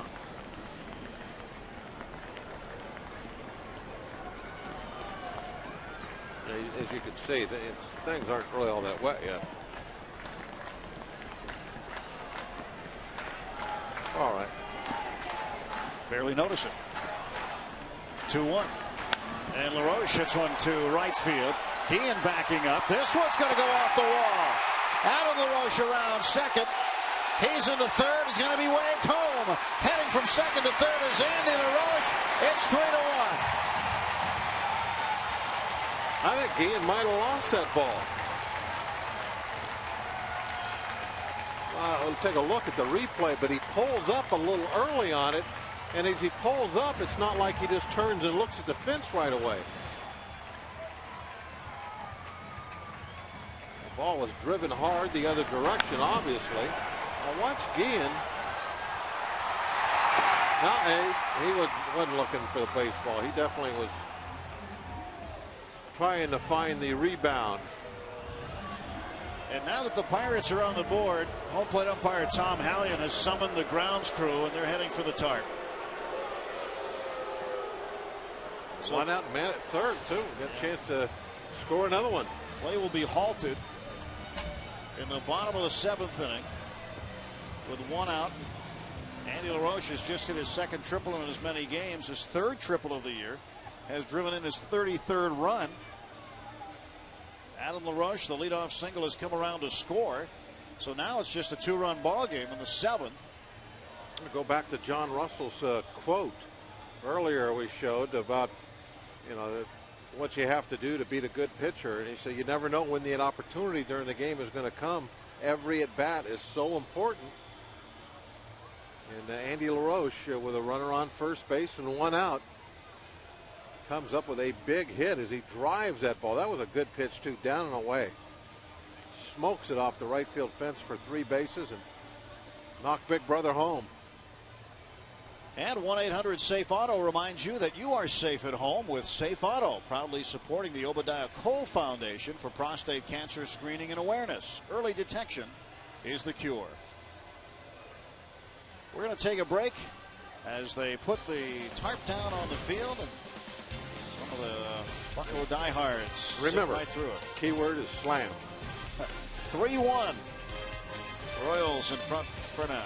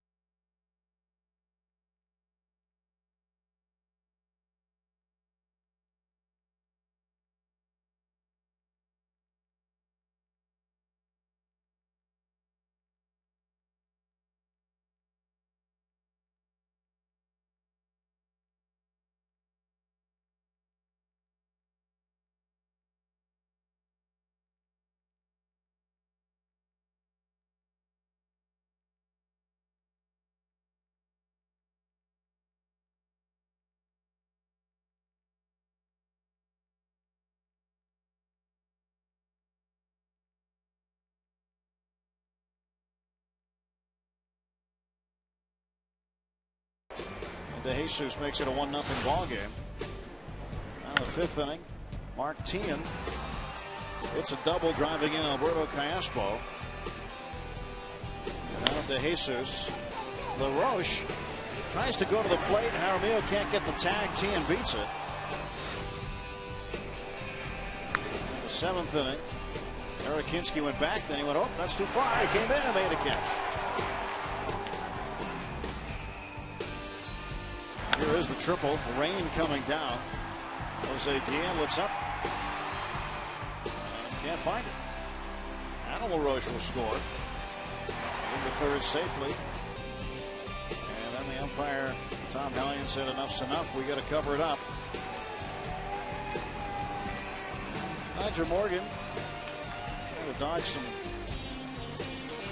sunflower seeds. Now he'll plan a sneak attack. Watch this. Oh. Where'd that come from? So now, that's a live look at the North Shore. You never know. It was raining just an hour ago. Looked like a storm. Now looks like a perfect summer afternoon. Well, Greinke's out of there. That's the good news about this rain delay. We don't have to face the best pitcher going right now in either league. Got into the bullpen. Wright is warming up on the mound as we talk. In a good situation. We were kind of getting into this conversation as we went off the air. It's 3-1. You're down by 2, but you have a runner at third base, just 1 out. You got to expect to be able to get him in. They're going to be playing with the infield back. So this should be, at the end of this inning, at least just a 1-run ball game. Wright's numbers on the year. Opponent batting average up close to 300. ERA over 4. Speaking of pitchers, Ian Snell, who was recently sent back to AAA, made his first start at Indianapolis today. And how about that for a line? 7 innings, 17 strikeouts. 1 walk. 1 walk and only 2 hits. It's incredible. Great job. Great job for Ian Snell, and hopefully this work that the Pirates want him to do in AAA will translate to a return trip to the big leagues, and he can do that in the big leagues. Yeah. So Jason Jaramillo coming to the plate.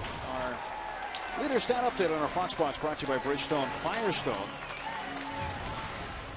Rookie leaders in extra base hits. Colby Rasmus with 25 for the Cardinals. Dexter Fowler of Colorado with 23. And Joe Thurston. And there's Jason Jaramillo in 4th, 14 extra base hits for a rookie. And we are just about set to get underway. Just about an hour delay. And Jamie Wright with LaRoche at third delivers to Jaramillo, and that ball is inside and low. Ball 1. Got to get the run in. Officially a 59-minute delay. So I guess saying just about an hour was just about right. 1-0, and Jaramillo will get a run in. It is 3-2. We'll take it. Now it's a 1-run ball game, and the book is closed on Greinke. He'll give up the 2 runs. As Jaramillo gives up 2 runs, his ERA goes up. Yep, it's amazing. Isn't it? Well, that tells you the kind of season he was having, or is having. Well, Jack Wilson will stand in. He's 1 for 2. Singled in the 3rd inning, and then popped out foul to the first baseman, Mike Jacobs, in the 5th. That's a good piece of hitting by Jaramillo. Just pull the ball, get it on the ground, place where LaRoche can run home. Yeah, you get the infield back and just make sure it's put in play. On the ground is great. As you said, get it to a 1-run ball game. It's very manageable now going into the last 2 innings. But then you never know. Just because there's 2 outs, nobody on, doesn't mean we're done yet. But if we are, it's still now it's anybody's game. Our bullpen has to do their job. Just saw Delwyn Young. He's going to hit in the 9th spot. Wilson takes the ball. 1 ball, 1 strike. Delwyn had the home run in the ball game last night in the 4th inning. Provided just enough for the Pirates to get a win. 2 outs, nobody on. 3-2. Royals with the lead, and the pitch to Jack Wilson inside, ball 2. Steven Jackson loosening up.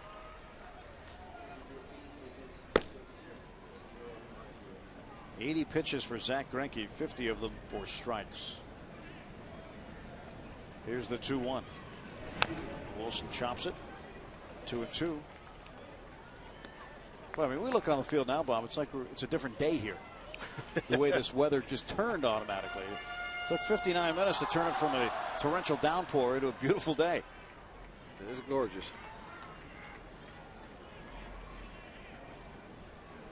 A little muggy right now. All that sun shining down on the water. 3-2 to Jack. Wet grass, wet concrete.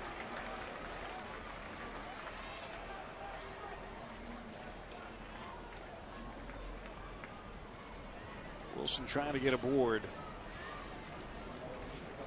Full count, 2 outs. Wright's pitch. And a ground ball down to short. Bloomquist. Long throw, and he got him. But the Pirates managed 2 in the 7th to make it just a 1-run ball game.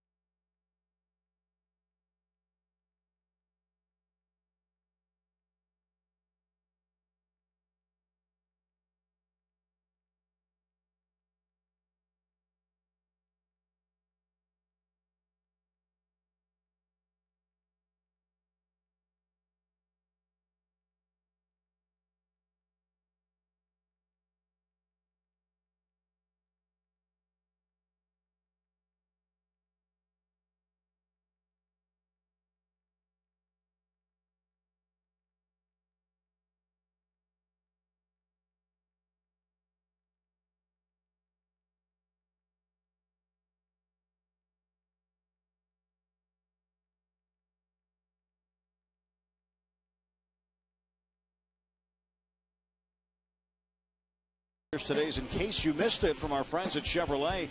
Mark DeRosa, who was just here with the Cleveland Indians, traded to the Cardinals for right-handed pitcher Chris Perez.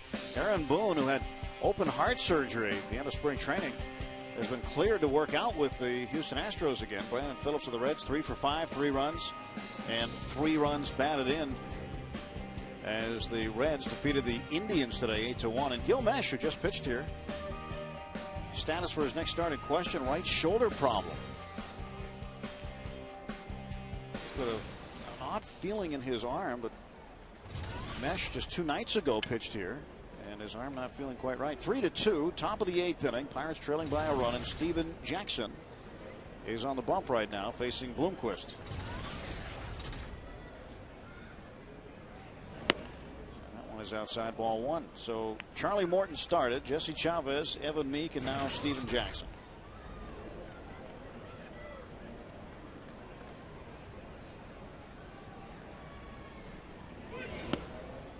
2-0. You saw that stat sheet there. His strikeouts and walks are kind of opposite the way he'd like to have them. So if there's one thing that I think you could point to Jackson needs to get after a little bit better is his control. His 3-0 carries 3-0. So Jackson needs to find a strike. He's got that good movement on the fastball, a downward break. He throws his 2-seamer. He's a favorite guy to bring in when you need a ground ball. But lead off a walk. That's not what you want to do after your team's just put up a 2 spot and clawed to within a run. And some action in the pen now as Left-hander is up for the Pirates. Is that Sean Burnett, maybe? It is. Burnett getting loose.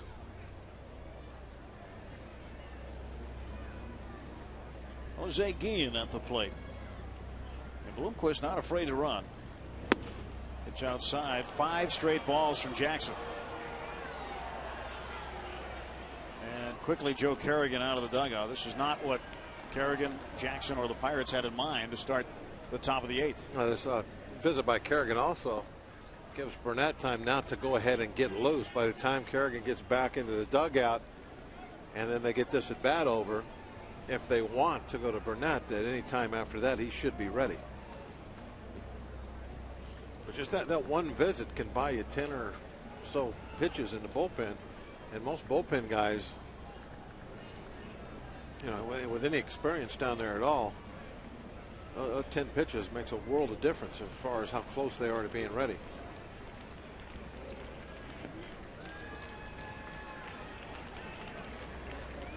One-0 pitch now to Guillen. There's a strike. So Joe Kerrigan went out, said, "Would you please throw a strike?" And Stephen obliged. Right? You got to be able to.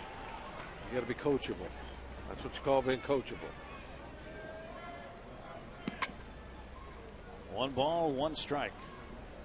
And the throw over. Bloomquist started to lean. I think he might have been running. Definitely flinched towards second. Watch him.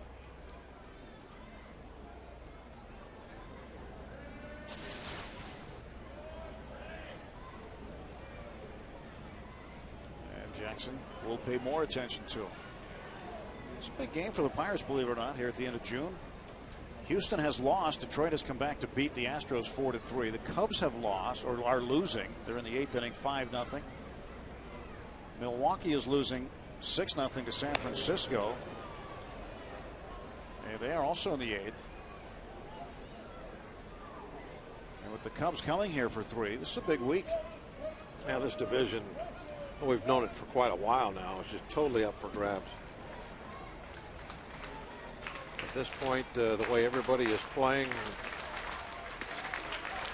who knows what's going to end up. The Cubs was everybody's favorite. I think by far going into the season, but they've shown nothing. As you can see there, Milwaukee, they're game below 500. Milwaukee losing, St. Louis losing, Cincinnati has won, Chicago's being shut out right now, Houston has lost. So you can see if the Pirates win today, they can climb up, and then again 3 head-to-head with the Cubs. Single game on Thursday at 12:35. It's a makeup game with the Mets. One of the 4 games rained out. That'll be the one single game. The Mets will fly in, play the game, fly out.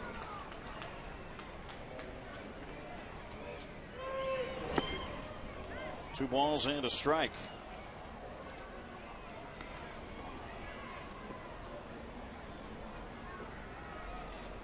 Just a 1-run game. And coming up for the Pirates, 9-1-2. Delwyn Young probably would lead off in the pitcher's spot.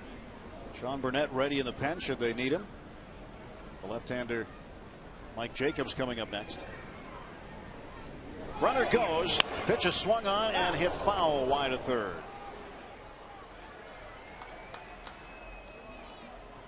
Blomquist had a pretty good jump. He has 13 steals this year, so he can run some.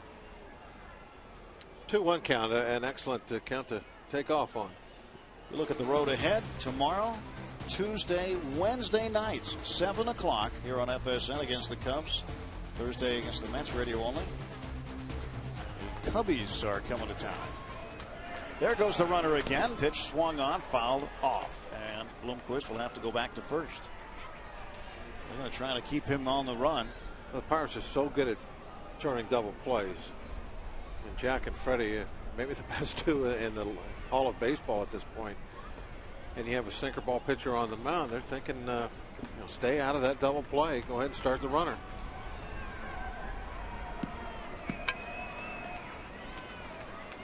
Two and two to Guillen. You would think it'd be a little bit of a slow track right now, though, with all that kitty litter that they put down.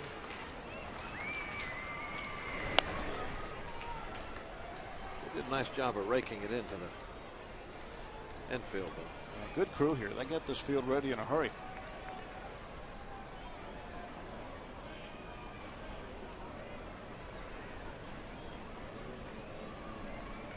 Stretch of the 2-2 coming. Swing and a miss, strike 3. That is a huge strikeout, because now the lefty Sean Burnett will come in. Trying to induce a double play ball, perhaps. Good looking pitch, down and in. We'll see now what Sean can do.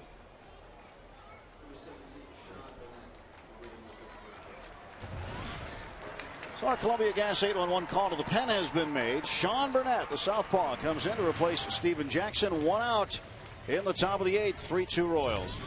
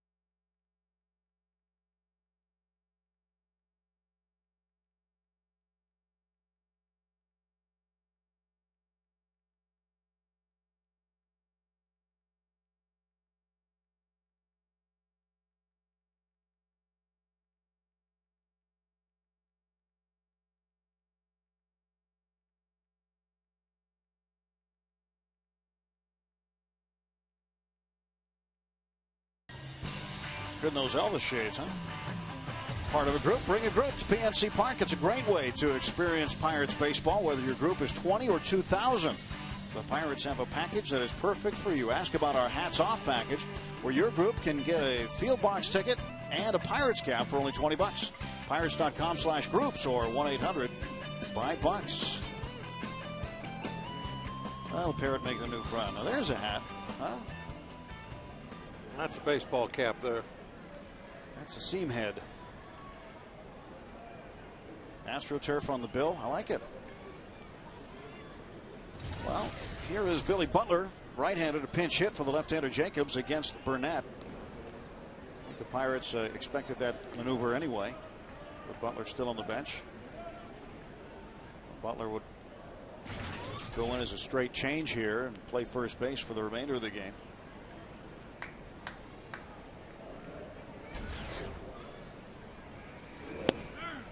There's a strike called.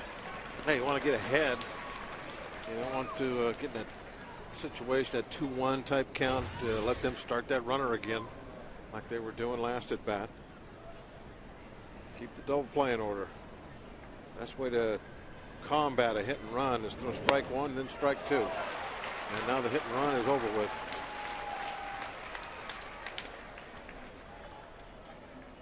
Sean Burnett, former first-round draft choice. I watched him throw a football the other day. Throws right-handed, and he throws a tight spiral. 1-2. There's a camera crew from Pitt out here doing some stuff for the football scoreboard and taping some of the Pirates with a football. And of course, some of the guys started throwing it around a little bit. Matt Capps can gun a football. Yeah, most pitchers can fling the football around pretty good. I mean, it's one thing to throw one, but it's one thing to throw one with a tight spiral like it's a dart. Capps can do it. Burnett wasn't bad either. It was a lot of fun at Three Rivers because we had hash marks and sidelines to play with. all that kind of stuff. Bloomquist, an uncontested steal. The pitch was high, and Jaramillo didn't get it out of his glove. Now you take the hit and run out of the play by going to 2 strikes, but you don't take out the steal.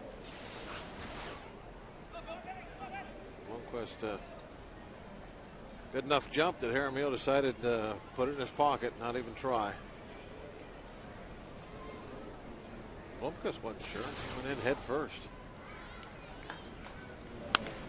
This one fouled away. Count will remain 2 balls and 2 strikes. And again, this was Friday. Watch Burnett, right-handed. Caps. That wasn't his tight spiral, though. Evan Meek, already pitched today. See, they know the camera's on, so they're just lobbing it. They don't want anybody to record that they actually were flinging it with any velocity. In trouble. Swing and a miss, strike 3, and Burnett zips a spiral past Butler for out number 2. Took him up the ladder.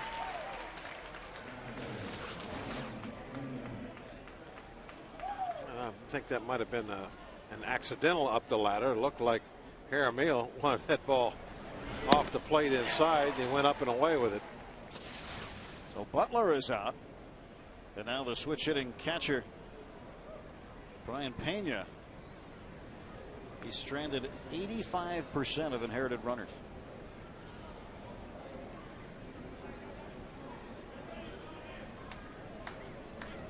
Pena, ground ball, slowly hit to shortstop. Jack Wilson quickly up with it. He throws him out. And Burnett gets out of the inning. 3-2.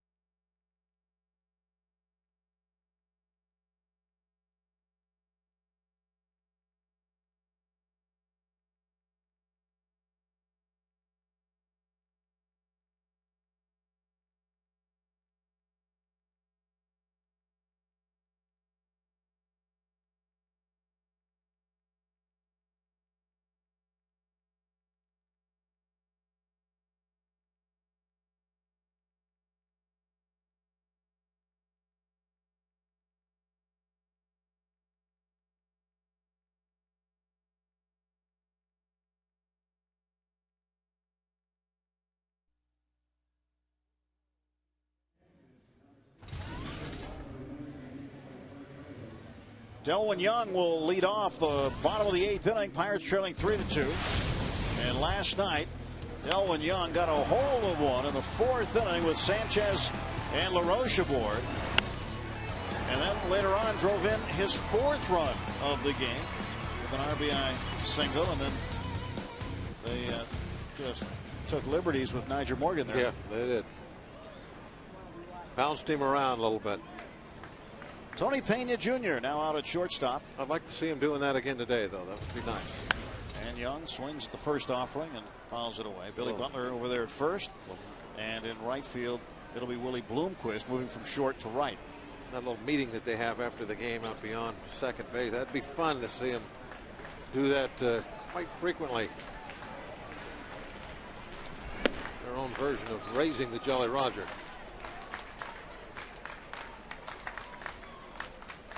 They'd like to raise it again here today. Trailing by just a run. A little signature move. The Brewers had one for a couple of years. They do. We've had to see it a lot this season. Yeah. Last year a little bit too. They after the final out, they all untucked their shirts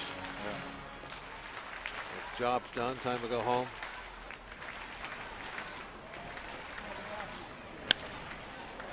On the ground to Pena. One down.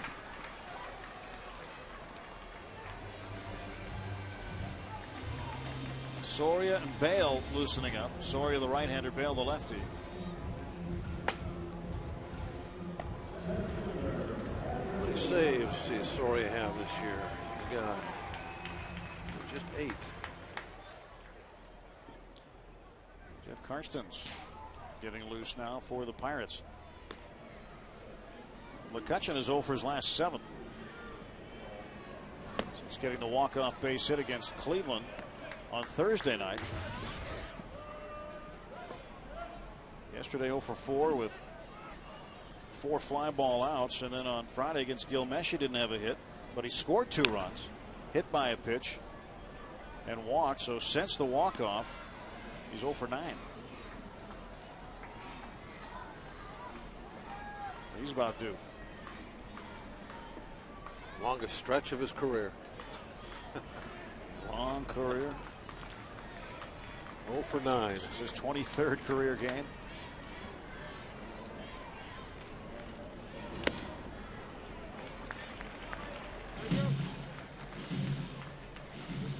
New batch of baseballs for Tom Hallion. Use them a little more frequently now after the rain. Interesting stat that they've just put up on the scoreboard. Hitting over 400 this year in the 7th inning or later. 2 balls, 2 strikes. Let's see where this one went. Wow. Pena framed it. Brought it back.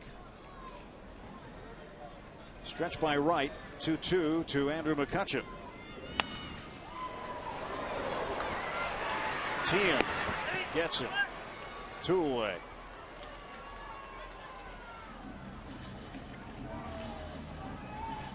Nigel Morgan will have a turn. Bucks hoping to get something going here with 2 down.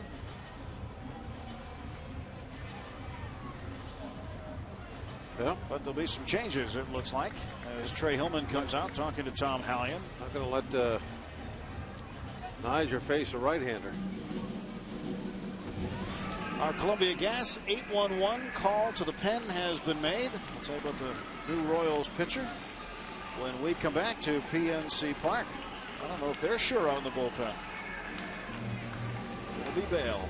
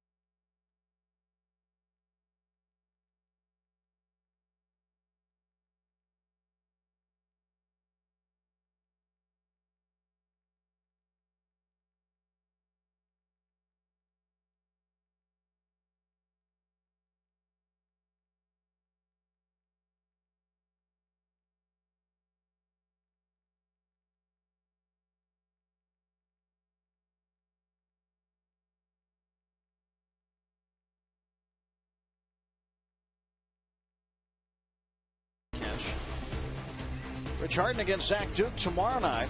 Ted Lilly and Ross Ollendorf on Tuesday. And Randy Wells and Virgil Vasquez on Wednesday as the Cubs come to town. It's the road ahead. And your pitching matchups for the next 3 games here at PNC Park. So there is Bale. He will be inserted into the 5th spot of the batting order. Olivo, the new catcher, relieving Brian Pena of duty. Olivo was ejected from last night's game and then top of the 9th inning. He is back there. He'll be inserted in the 9th spot, which would hit 4th in the top of the 9th. So Nyjer Morgan with 2 down, trying to get it going for the Bucks, who trail by just a run. 3 runs on 8 hits for Kansas City, 2 and 7 for the Pirates, and Morgan takes a strike. Jamie Wright pitched an inning and a third of relief and all zeros. No hits, no runs, no walks, no strikeouts. 0-1 pitch, and Morgan hits this one up the right side fair. Butler will beat him to the bag. And John Bale gets out of it easily.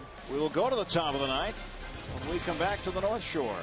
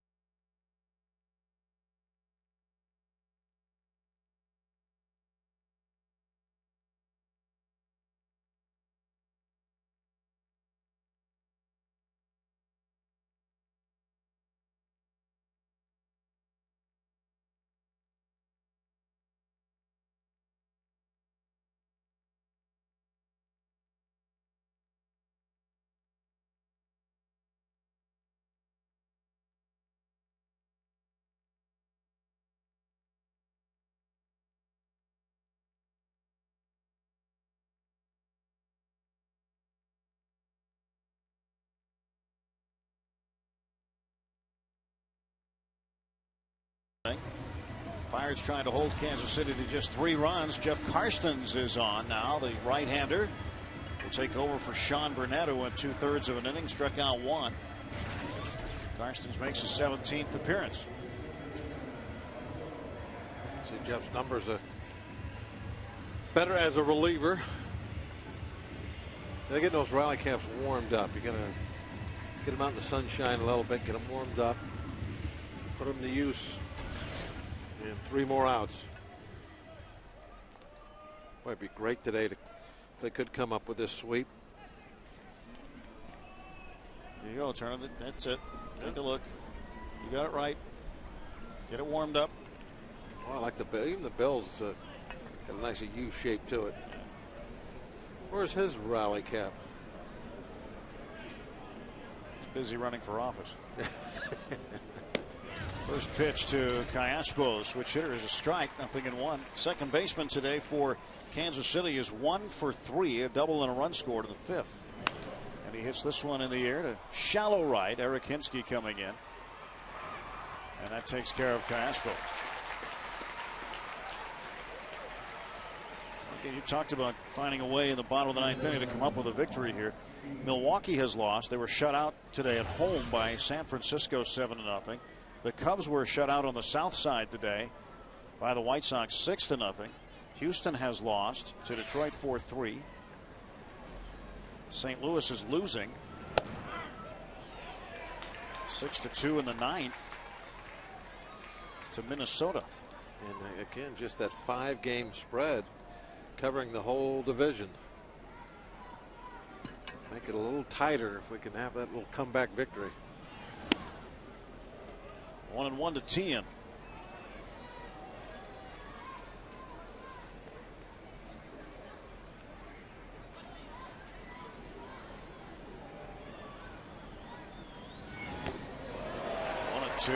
Karstens fooling Tien that time. He's really done Very good work with the slow curveball he throws. It's just in the high 60s. The ball barely getting there, and everybody way out in front of it. Especially when it comes out of the bullpen, because they haven't seen it much. The first couple times he throws it, they look really silly. It's a nice easy out. Adam LaRoche has done a good job around the bag today at first base. Been very busy. A lot of action. He's very good with that backhand pick. So 2 men are out.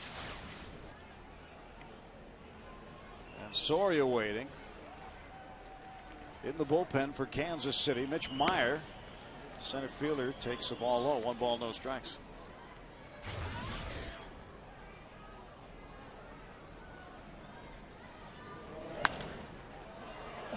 Popped him up. Jack Wilson backpedaling, calling off Nyjer Morgan. Now Morgan calls him off, and it's a 1-2-3 inning for Karstens. Last wraps for the Buccos. Can they do it in the bottom of the 9th? Freddie, Adam, and Eric.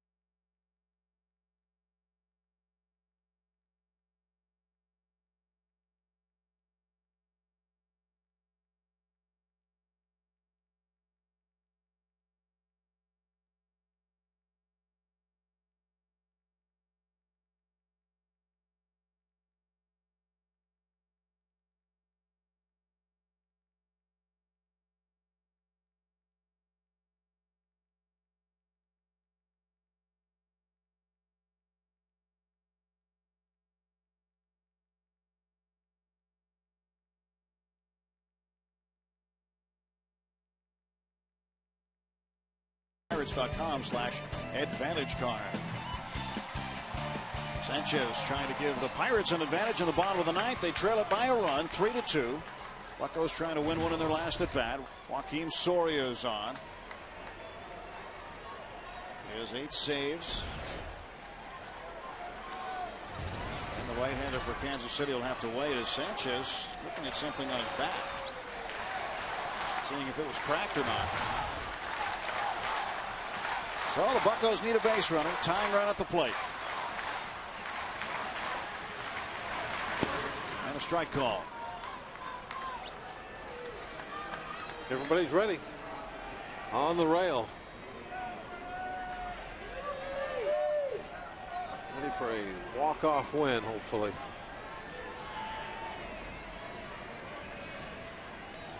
Soria deals. And Sanchez to right field, foul. 0-2 to Freddie. That first pitch fastball had good plate, then he just moved the next one out on the corner. Freddie trying to spoil it.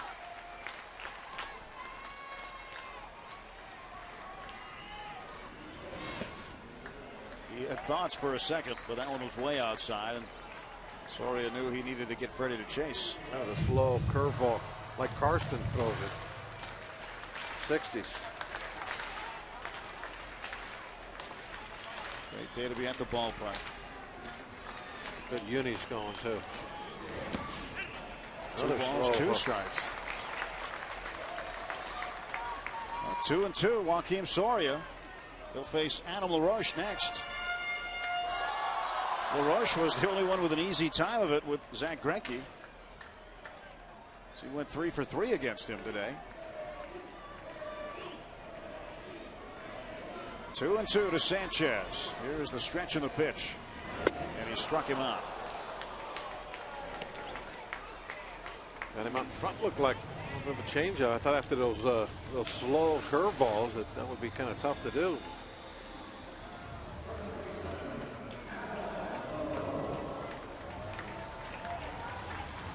That bat goes right through the zone a little early. Plus, I think Freddie's head, it looked like it came off a little early also.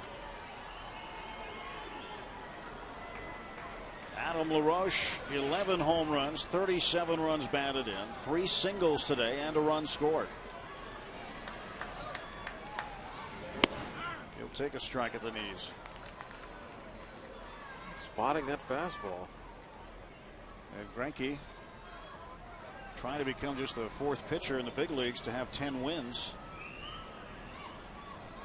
He's at 9-3 until this thing's over. 1-1 to LaRoche.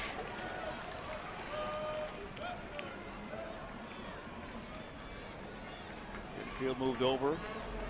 Third baseman T and almost at shortstop, and behind second Tony Pena. Outfield extremely deep. They're playing no doubles. If they want the ball, if the ball gets over their head, they want it over the fence. Where those guys are playing, if it is hit over their head, they just have to turn around and watch it. They won't have far to run. Soria's 2-1 pitch. 2-2.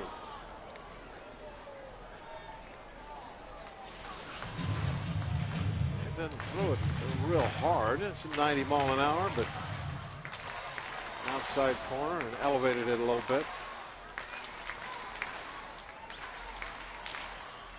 1 out, bottom of the 9th, 2 balls, 2 strikes to Adam LaRoche. And he rips it right at the first baseman Butler, and the Bucks are down to their final out. He hit it hard all day. Adam 3 out of 4. Here's Eric Hinsky, 0 for 3 today. And here's a guy who's got home run power. Had 20 home runs last year with Tampa Bay. He's got 1 this year with the Pirates against the White Sox. Hit it off Octavio Dotel back on the 24th of May. And right now would be a pretty good time for one with 2 down on the bottom of the 9th. We had this situation against the White Sox.